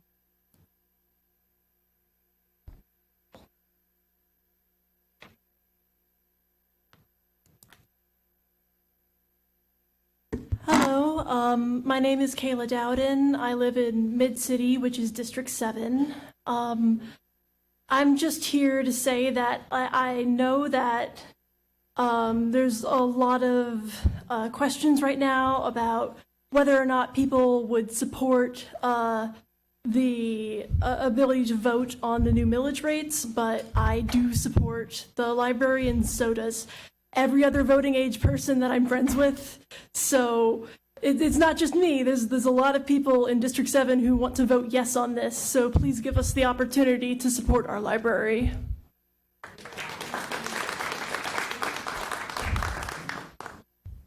Maggie Canaro.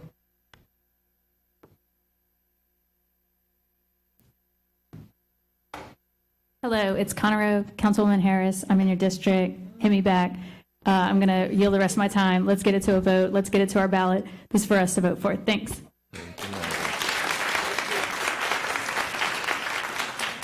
Jennifer Carwile. Jennifer still here? Penny Mae Landry.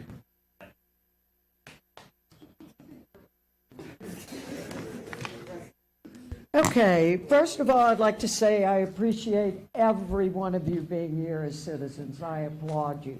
I applaud you for using your citizens' voice to speak for what you want. I'm here in opposition, and there's a couple of reasons. I do support libraries. I'm an avid reader. I'm an education advocate. I ran for Bessie many years ago. However, we are at a place where we are overtaxed and we're overmilled. I have a picture here. I forgot to bring it. I go to the library for public meetings. I attend a lot of them on a lot of different issues. And I've had some good experiences and I've had some horrific experiences at the library, being there to attend meetings. One day I was at the library and there was an event and I said, well, let me see what's going on. So there was a bunch of giveaways. They were giving away stuff. Like everybody was getting free stuff. I was like, wow, what can I get for free? And the lady said, do you like this pen? Ms. Landry. I said, yeah. Just face the mic or else it's not going to pick you up. Oh, that's fine. Anyway, the pen is beautiful. I didn't bring it because I don't want to lose it. It has a gold crown on it. It has glitter. And I said, and it's, engraved. I said, I wonder how much this damn free pen cost me as a taxpayer. So I looked it up. It's about an $8 pen, bought in bulk, okay? Anyway, well, y'all may have a different vendor. I don't know what the contract is, but anyway, make a long story short. Here's the deal. My tax bill says 9.89 for 2024. That was my millage, okay? This needs to go to the voters. However, it needs a little rethink and a little retweet, okay? If the surplus or the whatever 114 million can carry the library for 2 years, then let's put it to a vote in 2 years. The things that concern me about the way this is written is that it calls for improving services. Everyone here who spoke said the services are excellent, okay? It also says acquiring land. Acquiring land? You want me to pay more taxes so the library can buy land? I already told you I'm doing a deep dive into the property we already own. Ms. Landry, you got 3 seconds. Said that y'all don't use bonds. Your Okay? time's up. This says for the library Ms. to Landry. be able to go to the bond commission, Close it which out. is double taxation. Close it out. Huh? Close it out. You're out of time. Okay, I 3 think minutes. you get my point. You have my number if you want to discuss it. Please, at least defer this until you rethink it. Thank you. Aaron Bindley.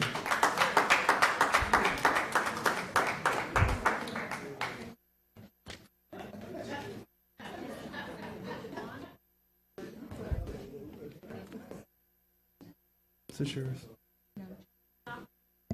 Good evening. My name is Erin Bindley. Thank you for the opportunity to speak this evening. I'm here as a resident of Baton Rouge and a member of a family who strongly supports the library system. We always have. It was incredibly helpful for me growing up. It continues to be an asset in our community and really valued by our family. However, the discussion tonight is not about how much we love or don't love libraries. It's about how we fund our priorities as a community. That's what this is about. I'm not here to talk pro or con library versus something else.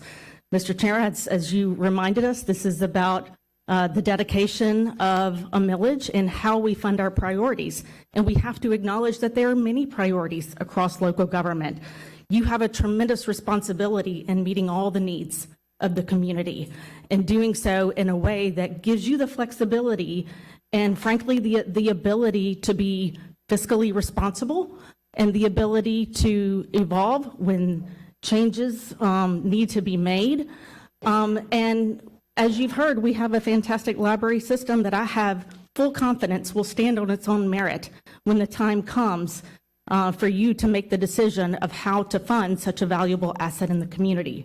For those reasons, I stand in opposition to this proposal, not because I don't appreciate the tremendous services that the library provides, but this is not the way that I believe is responsible budgeting. It's not the best way to be stewards of the taxpayer money, and it's not the way that you can give yourselves the best ability to meet the most vital needs in our community. So I would ask you to please keep that in mind.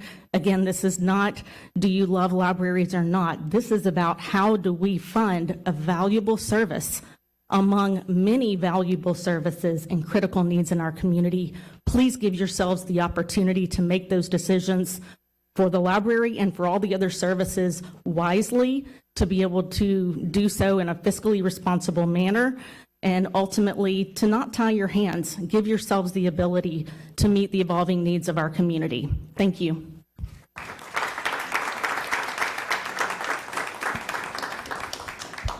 Gary Chambers. Oh, Gary here earlier. I don't know.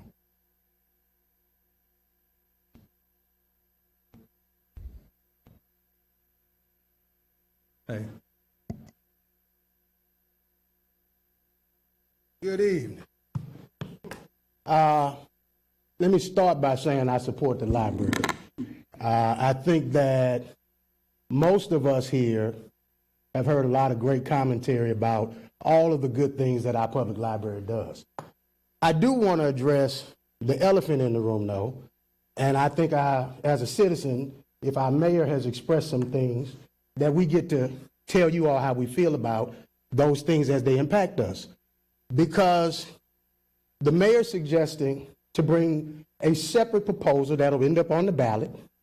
This is a proposal that's going to be on the ballot, and I support this one.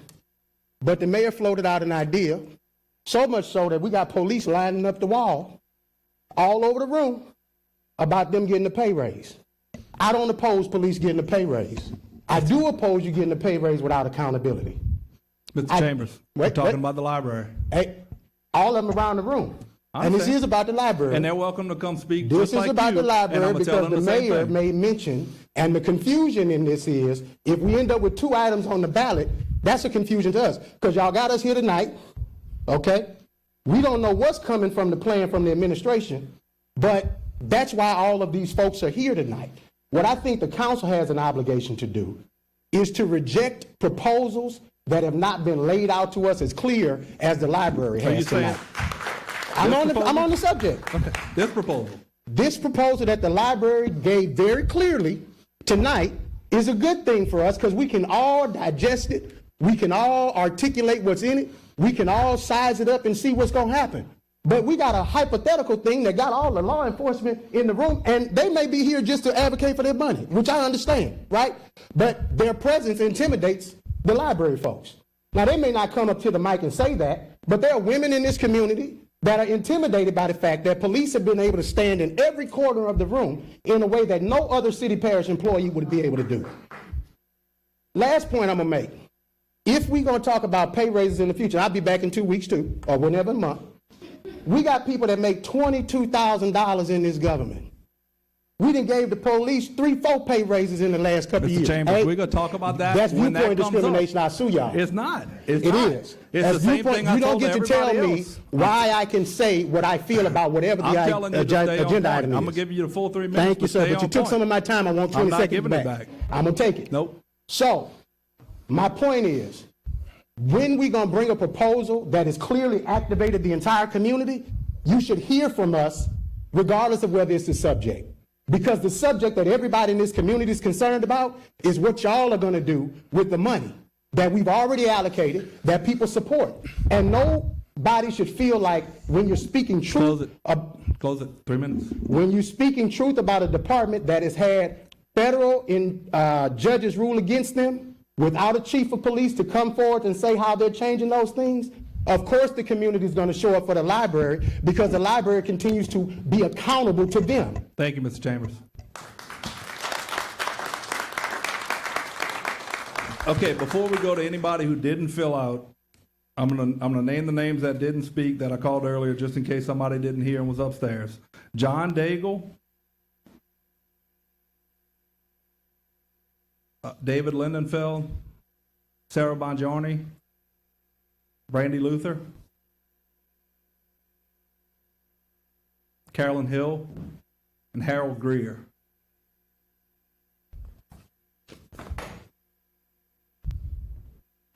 Okay, anybody wishing to speak who did not fill out a card or fill out on here, please.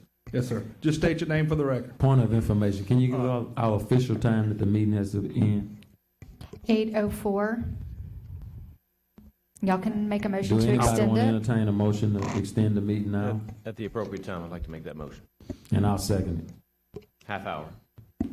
Make a motion to extend the meeting to 8:34. We have a motion. We have a motion and a second to extend the meeting to 8:34. Any opposition? Opposition? Councilman Moak? No? Motion carries. Yes, my name is Sonny Cranch. I'm a longtime resident of East Baton Rouge Parish, and I think the issue tonight, every one of you, every member of this council, I think, believes that we got a pretty damn good library. And I don't think we have to be, well, I'm glad we are reminded of it, but the fact is, it's a good library. And the fact of the matter is that it's always been supported by a dedicated tax. And other people, the voters of the parish, have said, we didn't impose that. They said, tax me. I want to pay this money for this library. And this was parish-wide, and they've done it, had done it 3 times, and now we're asking for them to approve this tax, self-imposed tax, for another 10 years. This is the East Baton Rouge Parish Library. It's not the City of Baton Rouge Library, but it's supported by voters in every corner of this parish.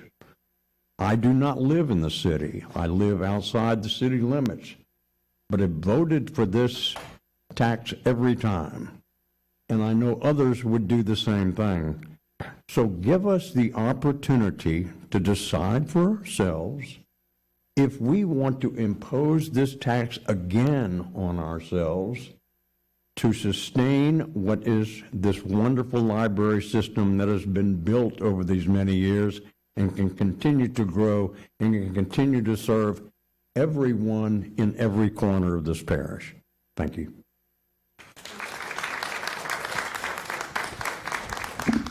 Anyone else wishing to speak on this item?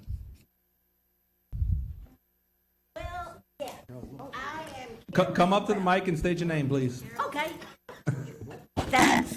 I am Carol Ann Brown, and I haven't been here in a while. And I live on Hyacinth Avenue in Baton Rouge, 70808. I give you a proposition. Go on and put this recommendation on the ballot for the people to vote for.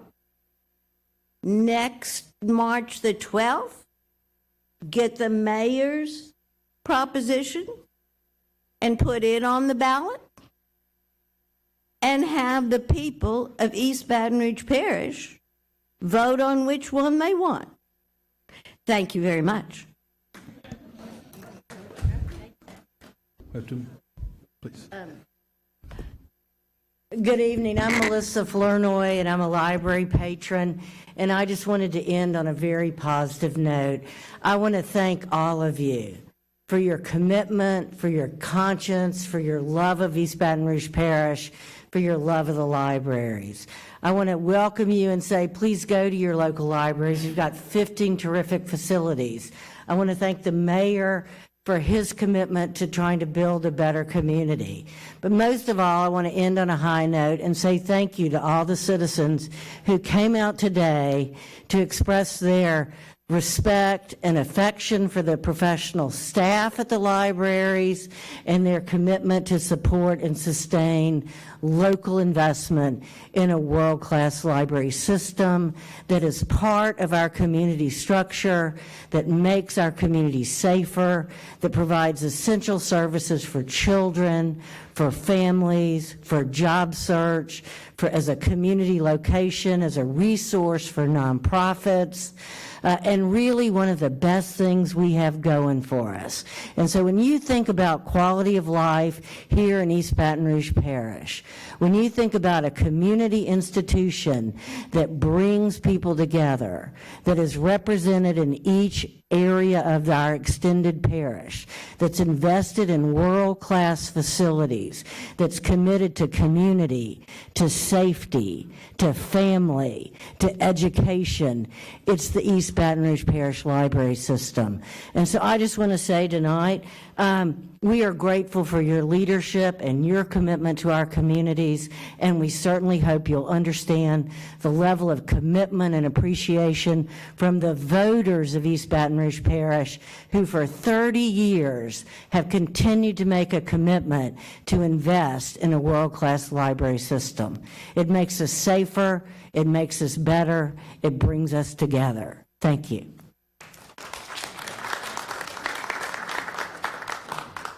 Hi, my name is Lauren Canine, and I just wanted to say that I support letting us be able to vote on this in October.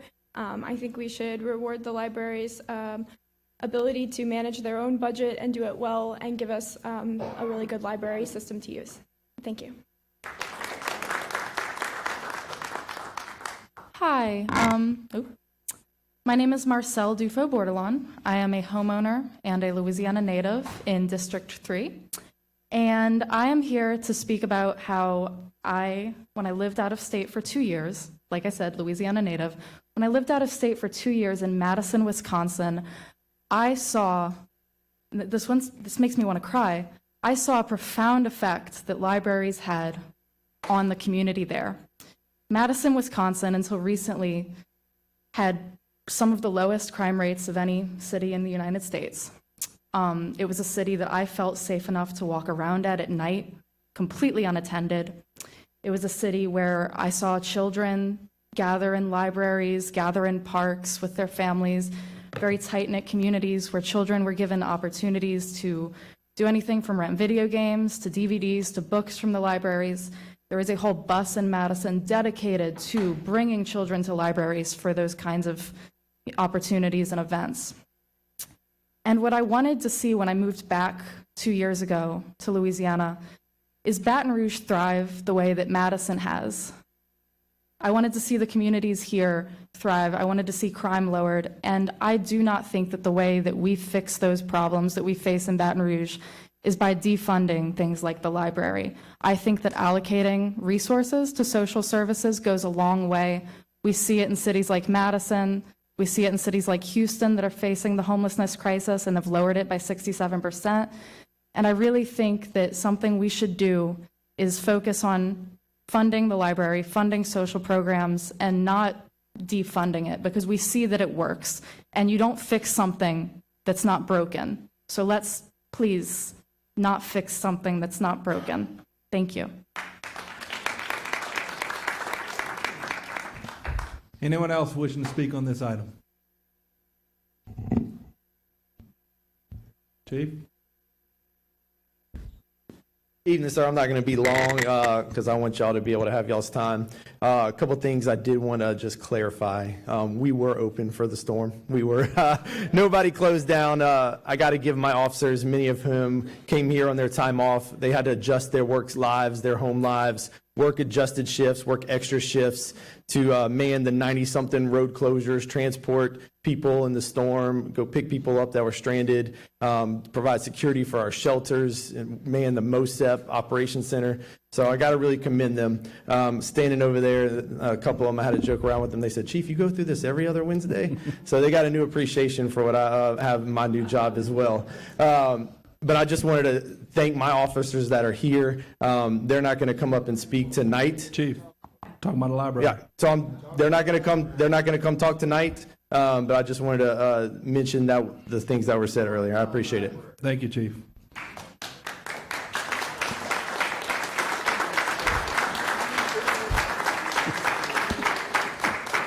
Anyone else wishing to speak on this item? All right. Seeing none, we'll go to council. Council members. Councilman Hudson. Well, first, I want to thank everybody for coming out tonight. I've been here 8 years. I can only think of maybe 1 or 2 times where the crowd has rivaled what we have here tonight. So it's great to see this. It's particularly great to see this when we're talking about a budget item. If you've ever attended a council budget hearing, you know that those aren't well attended. You know, almost nobody shows up except for Miss Penny May. She does come. So I'll give her that credit. You know, and so I think that fundamentally, what the issue for me is a best practice when it comes to funding local government. We've seen it. Like one of the previous speakers said, we see it at the state level where the lack of flexibility causes issues for us when it comes budget time. Everybody knows we're dealing with cuts this year from the St. Georgian Corporation, and we'll feel the full brunt of those cuts next year. Across our city parish departments, we've seen anywhere from 8 to 12% cuts, and those could increase in the future. Whereas at the library or with our different dedicated funding revenue sources, we don't see those cuts. They don't share in the burden that the rest of the city parish sees because they have that dedicated revenue source. The other thing that those other departments don't enjoy is a constituency like we see here tonight. I can only think of one other department within city parish that has this type of a group of constituents that would come out and advocate for them, and they are also a dedicated revenue source. So I think as far as a best practice goes, what would be best for our citizens is to come out and advocate for this type of funding level at our budget hearings, right? Have to go through that process where we weigh the needs of the parish, we weigh the priorities of the parish, and see how the budget should shape out. I think the more people that we have participate in our budget process, the better. And if it draws constituents out, although it may be an uncomfortable conversation to have here tonight, it is a good thing. You know, I will say there was last speaker really brought up a good point about Madison, Wisconsin. I did just quick Google search, so we'll have to check these numbers. But as I understand it, Madison, Wisconsin has an annual budget for libraries of about $20 million, with a population of about 280,000. We have a $60+ million budget for libraries with a population of about 470,000. So you can do that math. Per capita, we are funding our libraries at a much higher degree than Madison, Wisconsin. And I would argue that the current millage may need some tweaking. I'm not totally sold on the idea of having to completely undedicate, although I think that, again, that is a best practice. But we do need to look at this millage, and we do need to look at addressing shortfalls within city parish, particularly when it comes to first responders and some other issues within city parish. So I just leave that as food for thought. I will make a commitment that my hope is that everyone comes to the table and participates in the process of negotiating and finding a good path forward. But that's what it's going to take. It's going to take all of us coming to the table and having a real earnest discussion and all participating in an effort to make a plan that can ultimately win voter approval. So thank you. Councilman Gode. Thank you much. I'm going to go a little faster than normal because I want my colleagues to have an opportunity. I thank all the speakers first. I want to draw out of that crowd, though, Mr. Matthew Ash, Miss Sydney Tweed, who were high school juniors, and the beautiful Miss Valentina Hernandez, who was the first grader. You all are the reason we should be having these critical debates in our community so that we can make this community where you want to stay and make your careers. So I appreciate that they came and spoke tonight. I'll respectfully correct Mr. Wentz, who I know from the libraries. I had some neighbors who got a little too enjoyment in the snow by pulling a canoe behind their vehicle, and the fire department did show up, and so did the police and our EMS personnel as well. So I definitely thank them for their continued, they always show up for us. But let us not fall into the trap of making this a binary choice. I'll echo the comments of Mr. Cummings. We shouldn't say it's either or. We shouldn't look to public safety or libraries. A great community will find a way to do both. We need to do that. On the flip side, I thank the mayor for starting this conversation. We need to have it in this community. You all have proven we can do it very respectfully. But we have priorities in this community, from a community that has flooded and from a community that suffers from traffic. We have infrastructure needs. 20 years ago, this community elevated its parks. 30 years ago, this community elevated its libraries. And by that, I mean that's where we put our money. Had we elevated infrastructure 20 years ago to be a priority, we'd be living in a different community. We wouldn't have some of the challenges we have in South Louisiana. So I think this is a worthy conversation to have. To Ms. Bindley's point when she came and spoke, we need to discern as a community what our priorities are. And that may be some shared resources amongst things that have been supported wholeheartedly in the past. Just for the crowd, we're going to get into some of the motions on these things. I don't normally do my position on things, but I'm going to ask and support a deferral of this item. It's my hope we can put it on the same March 12th meeting that the mayor's item comes up, and over the next 30 days continue to have this very important conversation.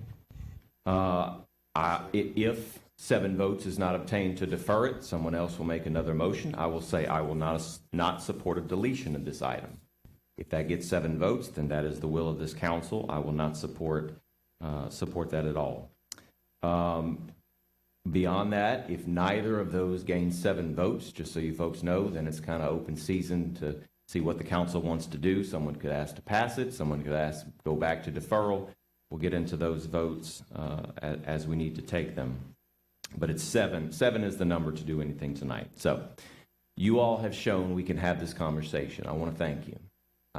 Again, I will say I think we need to continue the conversation. In March, another item comes to this body, and we will deliberate. And I think your input continues over the next 30 days to be very critical, and beyond that, but especially over the next 30 days. So thank you all for showing up tonight. Thank you for the emails you've sent, for the phone calls you've made, for the text messages you've sent, for coming up here till 8:30 at night. And hopefully we waive parking tonight. Goodness gracious, we shouldn't charge people to come to a public meeting. Okay, sorry, that was not a clap line. Sorry. Wasn't trying to do that. So, Councilman Thank you. Godek, are you making that a motion? If you will, I'll second it. I'll make it an ordinance that we don't charge people No, to come not to a that. public meeting. The deferral. I'll introduce it at the next meeting. The deferral, is that a motion or not? Oh, at the appropriate time. All right. Councilman Hurst. Okay, I have a unique position up here because I'm on the library board as well. And I had the same mindset that y'all had, like, oh my God, it's a whole bunch of money. It's a big pot of gold over there. And then I realized that they were the most fiscally responsible agency in all of City Parish. Saving 1 year so that you can spend the next. Not creating debt services so that it creates a responsibility on a taxpayer to find a way to pay those services is how we all want to live in our homes, not just in City Parish, right? Everybody talks about being debt-free, right? The library has achieved that because of that level of fiscal responsibility. Also, if we said, hey, all of our schools were 4.0 schools, but we had other gaps in City Parish, will we take the funding away from the resources that educates us? The answer is no, and that's what the library does, and people don't always see that.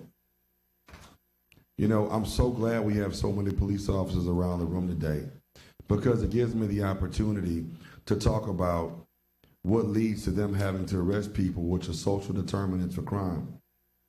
And the number one is lack of literacy, lack of comprehension.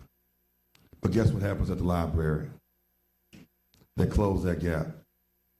So if you want more criminals in our community, then we take funding away from the library, and then we create the opportunity for people to have no workforce development, for homelessness to not have wraparound services to take them from unhomed to homed, and to take away an opportunity because kids don't play outside anymore. So where are they going? Exactly, they're going to the library. So what I've learned in my history on the council is that sometimes we pass judgment because it doesn't directly affect us. And like as I was talking, as my colleague started talking, and she talked about that playing sports. Sports is not for everybody. Everybody's not coordinated. I'm just telling you. The arts are a lost piece. Guess what happens at the library? The arts. So everybody doesn't want to kick a ball or kick a can down the street. Everybody doesn't want to play a video game. But there's a couple of things that were said today that are just not true. There was never a overtaxation of $114 million. Let me be very clear. That was the operating budget the year before that was used the next fiscal year. There's not a $114 million surplus. There's the money this year that's waiting to be used in 2026. So we talk about literacy rates. I'm on the board for one reason. I want North Baton Rouge's household median incomes to go up. And as your city councilman, the way that I chose to do that was to be a part of this library board. Because I knew that if literacy rates went up and comprehension rates went up, then we'd have workforce development. If we have workforce development, then we have obviously education, right? And with education, crime goes down, household median comes up, hope and responsibility for things that can happen in underserved communities change. So the library said, you know what, we're on board with that. We're going to go in the depths of Zion City so that the people that don't come to the library, we're going to take the library to them. Y'all please give my colleagues a round of applause for voting for that, please. Make sure because they care not just about one part of town, they care about all parts of town. And sometimes when you have households whether parents are uneducated, they don't see the value in the resources that are offered. Well, the library said we want to bring the resources to them. Right now, we talk about where we shine. We shine in the library, but we're number 5 at the bottom of the totem pole for literacy in the United States of America.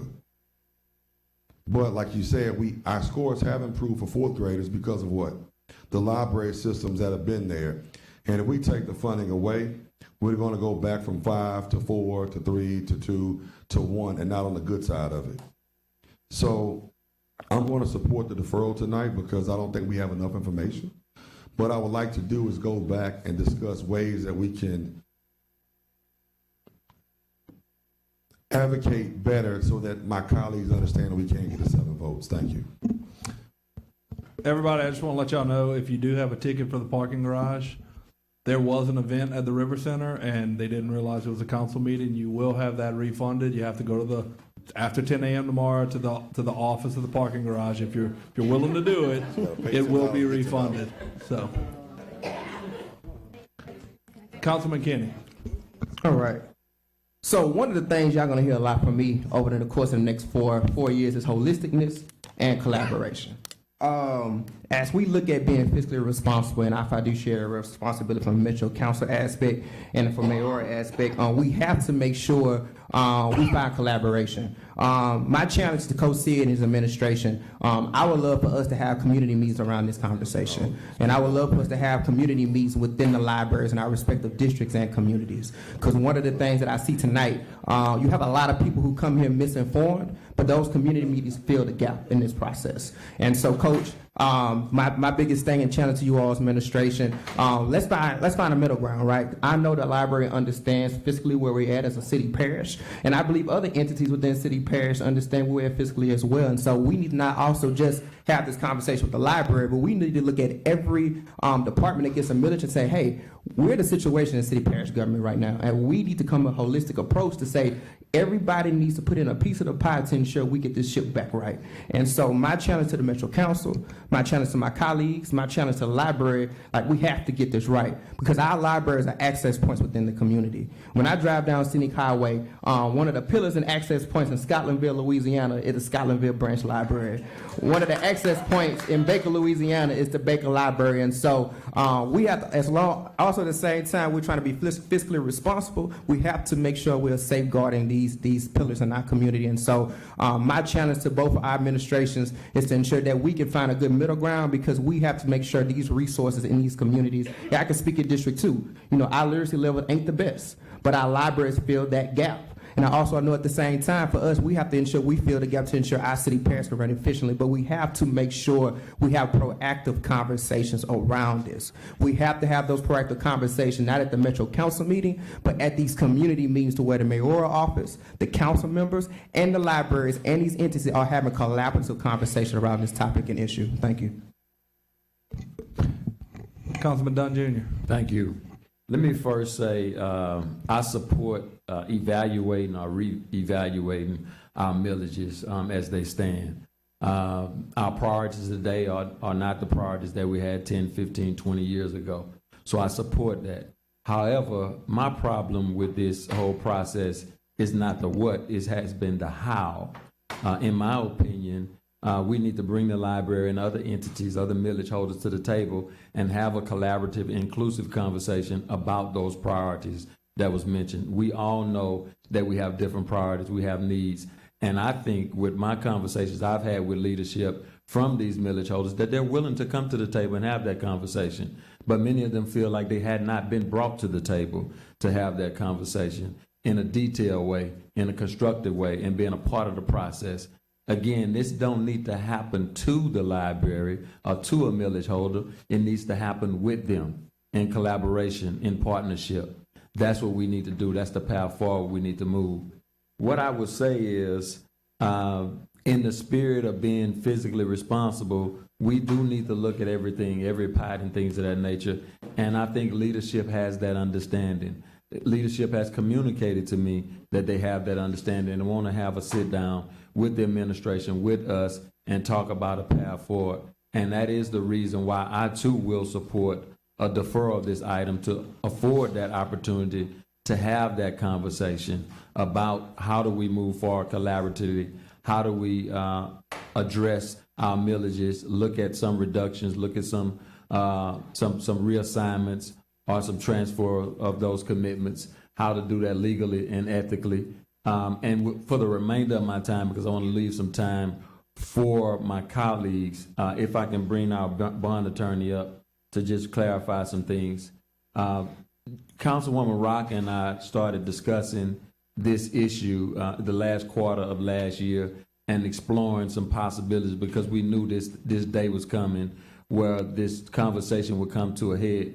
And we reached out to some of our millage holders to talk to them about that and talk to them about looking at some millage reduction plans and look at some reshifting of priorities. And if you could just talk about some of the things we talked about is this possible, looking at the millages holistically, the three that are under our financial authority and those that are not. Sure. So the discussion that we had dealt with there are 5 taxes that are for which the parish and the Metropolitan Council is both the taxing authority and the governing authority. And with respect to those taxes, by way of example, a discussion that we had was the prior renewal of the library, by analogy, was at 11.1 mils. They're currently levying 9.89 mils, or they did in 2024. It is possible, and it is legally available to attempt to renew that tax at 11.1 mils with the understanding that a portion of it would be rededicated for general operations of the city parish, while still allowing the library to continue to levy the tax at 9.89 mils. So that would be an option for all taxes for which, again, the Metropolitan Council is both the governing authority and the taxing authority. And talk about our approach with those who we are not the governing and taxing authority. All right, so the 2 that we discussed were Breck and Katz. And with respect to those 2, they would have to come to the table and then agree and commit that if they were, that the amount for which they were previously authorized to renew at the prior election, that they would not seek to renew above that amount, but continue to levy at the current amount for which they're levying. And then publicly, the council and everybody involved would need to identify to the voters that the idea is to remain tax neutral. Thank you. That's the kind of holistic approach that we've been discussing. All stakeholders coming to the table and have a collaborative conversation on how we can solve this together. For the sake of time, I won't go into too much more depth, but I will say is I appreciate all our taxing authorities, which I feel all of them have been fiscally responsible. All of them, and some of them have even produced some assets that are revenue generating that they don't rely on taxes anymore. So I want to acknowledge all of them for the conversation, for the collaboration, and the work you do. Thank you. Thank you. Councilwoman Rocca. Thank you. So thank you all so much for coming out and sharing your personal experiences with us. I'm going to share mine. My 5-year-old's favorite book is Pete the Cat. He listens to it on Libby, and Libby reads it to him on occasion. And I go to bed sometimes singing Pete the Cat's a real groovy dude. So our favorite library currently is the Blue Bonnet Library. And we're happy to see that the Rouge Library, the South Side Library, will be opening soon. There have been a lot of niceties here tonight. There's been a lot of conversation, and you've shared your personal experiences. And I appreciate that. But one thing that we haven't gotten to, and now this deferral gives us time for each and every single one of you to go and do, is ask, why are we here? Why are we here? Why are we asking for library dollars? What necessitated that conversation? I see we have a quiet audience. That conversation is a conversation each and every one of us need to have. The evaluation as to why we're here and why we have this deficit and why our parish is facing a 20% decrease in every single department in our parish, that conversation needs to be had. It is incredibly important that you have your millage on the ballot. And one of my constituents so eloquently put it that maybe we should have both of these on the ballot. Well, I've been told by our attorney, our bond attorney, that that can't be done. That was a great idea. Thank you for that. But it cannot be done. So when you sit here and you're asking, what does our future look like? What does it look like for our children that use the library? What does it look like for our students, our folks that are in college that are using and utilizing these resources that have been excellently funded and maintained?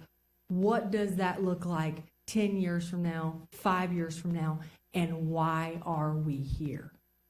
And that conversation may not be germane to have tonight, but we've been afforded an opportunity for all of us to look at, and you holding your leaders accountable, all 12 of us that sit up here today and say, we do or do not support this millage, and here is why. But did we support the thing that got us to the $60 million deficit?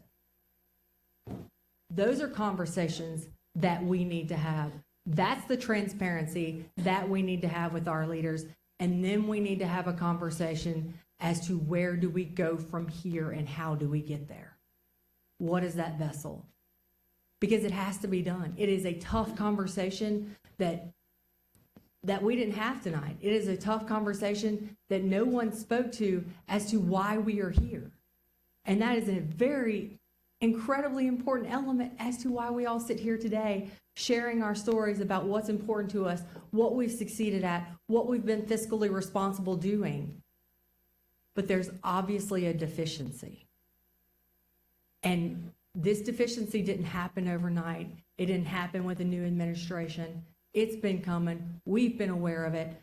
Councilman Dunn and I have worked tirelessly since the end of the last quarter in 2024 to try to find and go and make up revenue that has been lost. We knew this was coming. We knew more budget cuts were coming. We had those ideas. We had those conversations. We went out and sought money from private entities. We went and looked at franchise agreements to get money that was left on the table. And now here we are talking to you about this millage, talking to taxpayers about what this looks like. District 12, all of my constituents that are here tonight, when you turn your property tax bills over and you look to what you pay for, these things that are great, these things that are funded, this burden is coming back to you. This burden is coming back to folks within the city. It's coming. And we can all sit here and decide how we want it to look and how we want it to be funded. But the important question that I'm asking you before you come here to us the next time, before we have another meeting, I need you as citizens, as educated citizens, to research the why. And I'm looking forward to having that conversation with all of you. Councilwoman Adams. No, ma'am. No, ma'am. Public comment's over. Councilwoman Adams. So I'll make mine as quick as possible. My mom was a librarian, and I grew up in a city that didn't have a library. The nearest library, well, we had it later on, but when I was young, and you're going to the library with your mom every week, we didn't have a library. There was a library in Vestavia Hills where my mother had helped actually set up that library, help create that library. And I think about it every single time I come into this building, because the doors that are on the front of this building and in the basement are the exact same doors that were on the library that I grew up going to. My son is an avid reader. In first grade, second grade, I don't remember, he was like, Mom, like Miss Canizero, the school librarian, like she's my best friend. So everything y'all talked about tonight has certainly been my experience and my family's experience, and I've provided the same childhood, the same growing up experiences as many of you have provided for your children. I didn't grow up in a city that had a library, it does now, but I did grow up in a city that had some of the best funded police in the entire state of Alabama. And when I was growing up, my friends, other kids, they died of car wrecks, chronic diseases, or suicide. They did not die because a bullet came through their house and struck them while they were sleeping in their bed. And they did not die because they were caught by the train and were waiting on to get past the train tracks and were shot. That's not how kids died when I was growing up. We live in a very different world, and I wish, oh my gosh, I would love to go back to the 70s and 80s. It seems like things were much more simple, but that's not where we are. And I agreed to lead in this time, and that has some really hard decisions and some really hard choices and some really hard conversations. One of the things I have struggled with over the past couple days, the people that sit behind us over here, I'm not sure who all is back there tonight, but normally these are all of our department heads in City Parish. And let me tell you, these are some of the finest human beings you could ever meet. Every year, if they have less money, and they still find a way. We email them, we call them, we text them. We are constantly seeking to get potholes filled and roads fixed and canals that have erosion, drainage canals cleaned out. These department heads back here desperately want to provide the citizens with the services they need so that not just our libraries or our parks are the crown jewels. What if our streets were the crown jewels? What if all of our traffic lights and all of our street lights, and what if our canals were all cleaned out? What if kids were not studying for a test, and I have this happened to in my district, and all of a sudden the water rushed in, and the young lady was on her mattress with her books laid out around her studying for a test, and the water is rising in her bedroom. And then this kid is trying to figure out, I really need to study for my test, but I think my mattress is going to float. I've got to get out of the house. These are some of the choices that we are faced with in this community. It's hard. We're going to have to do things in a different way. And I do not feel like walking out of here tonight with this proposal still sitting on the table is the right choice. We're going to have to do something differently. And so at the appropriate time, Mr. Mayor Pro Tem, I move to delete this item. Councilman Moak. Thank you very much. Look, to the public, thank you all so much. I'm going to get right back to you. But to my colleagues, over the last week, everybody has been scrambling for information. Everybody has been looking for information. Everybody has been trying to figure out a way to make this whole. But I got to give it up to Councilwoman Rocker and Councilman Dunn. They have really dug deep into this, and I know they've been working on it a long time. And I appreciate very much y'all doing that, because a lot of this information that we all know comes from what y'all have done, and a possible plan forward to where this council can work with administration together, come up with a plan for Baton Rouge, just like some of the things that y'all talked. I do want to say to the mayor's office and the mayor's administration, it takes a lot to come up with a bold initiative like this and to put these items on the table, and especially right off the bat like this, but you did. And here we are today trying to move East Baton Rouge Parish forward and take care of everyone. One of the last things that we had discussed at the last, when I introduced, was analyzing all different taxing authorities in East Baton Rouge Parish.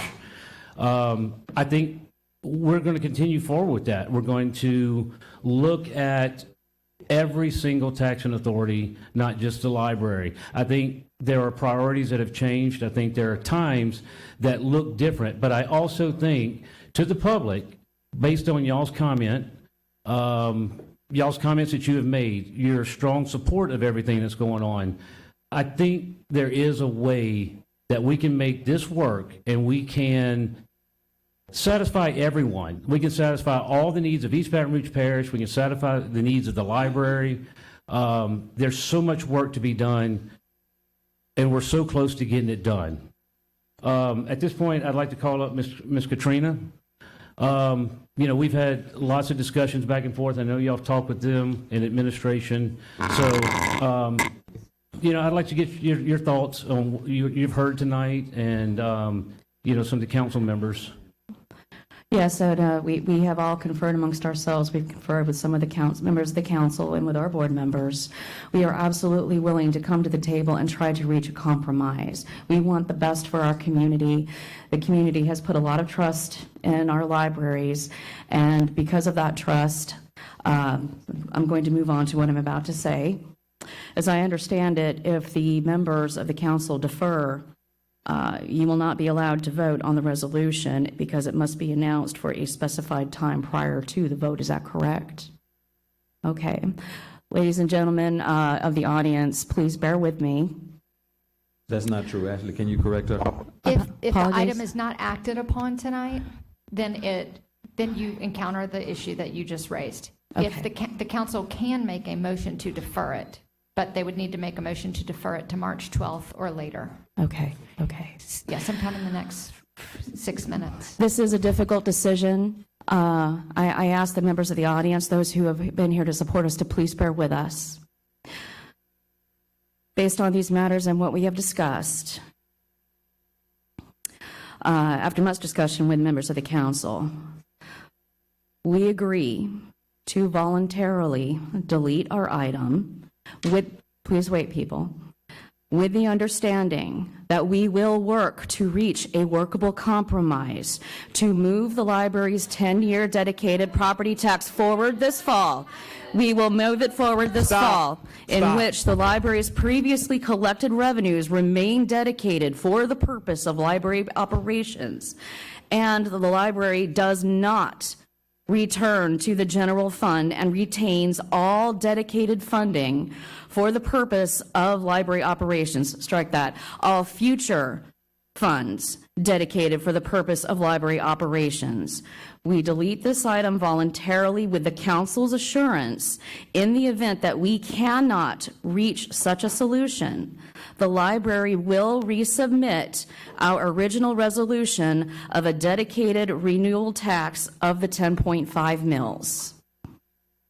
Okay, so I got 21 seconds. Let me get this straight. You're okay, you're asking for a deletion of this item so that we can move forward with negotiations and work with all taxing authorities, and y'all are willing to work with us and the administration to maintain part of your dedicated millage. Correct. As we ask that the library's funding remain, as you said, dedicated and not part of the general fund. Thank you. Thank you. Councilwoman Coleman. Main hurry. We have and I 4 guess minutes. I have one. And so I guess my look at this is, and Councilwoman Rocker, you asked the question, why are we here? I say because of those 60 million that we owe and got to pay St. George. That's why we are here. And I say that's why we're here. And let me tell you, because of all of the emails, the calls, the texts that I received from the people I represent, that's District 10, those constituents, and the accountability that you mentioned, Councilwoman, and the transparency that you mentioned, all of that is important to me. And so I concur with the deferral of this in order that more conversation can be had and everybody is brought to the table. Everybody have some skin in the game. Everybody is able to to 2 minutes. hear from everybody else and then good conversation. And I recommend that even some of the constituents are included in these conversations. So I make the motion that we defer this item. Second. Councilwoman Harris. I will support this item to defer for 2 weeks. And all that's been said, I agree. We need to bring our stakeholders to the table. And we have to find a better solution for everyone. Call the question. It's a motion to defer to March 12th. That is correct. We have a motion and a second to defer to March 12th. Do we have a substitute motion? I make a substitute motion to delete the item. We have a substitute motion to delete. We're going to vote on the machines. The substitute motion will be voted on first, made by Councilman Moak, second by Councilman Hudson. Council To members, delete the item. machines are open on the motion to delete the item.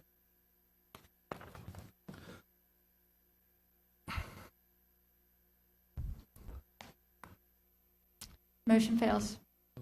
Council members, the machines are now going to be open on the motion to defer the item to March 12th. Machines are open.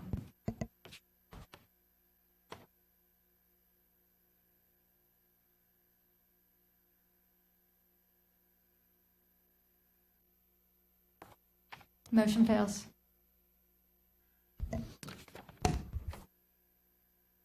We have 2 minutes or 1 minute. I'll make another motion to delete. And again, I'll state that the reason for the deletion is an opportunity for all sides to come together. I'll stress the fact that we do still have time to put this item back on the agenda, and the library has unilateral authority to request the item be put back on the agenda before any deadlines are met, if those negotiations fail. So I'll make a substitute motion to defer. If you do this, the mayor's item is going to move forward. You will not get an opportunity for your item to move forward. You should support the deferral, not a deletion. If you delete, it's over. Okay. And point of personal privilege. as a We board don't have member, I time for a point support of that. personal privilege. We're going to vote on the substitute motion to defer. We have, Machines are open on the motion to defer to March 12th.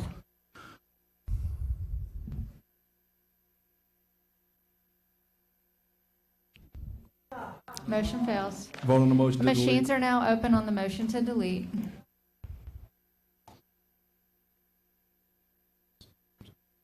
Time's up. Motion fails. Time's up. Meeting's over.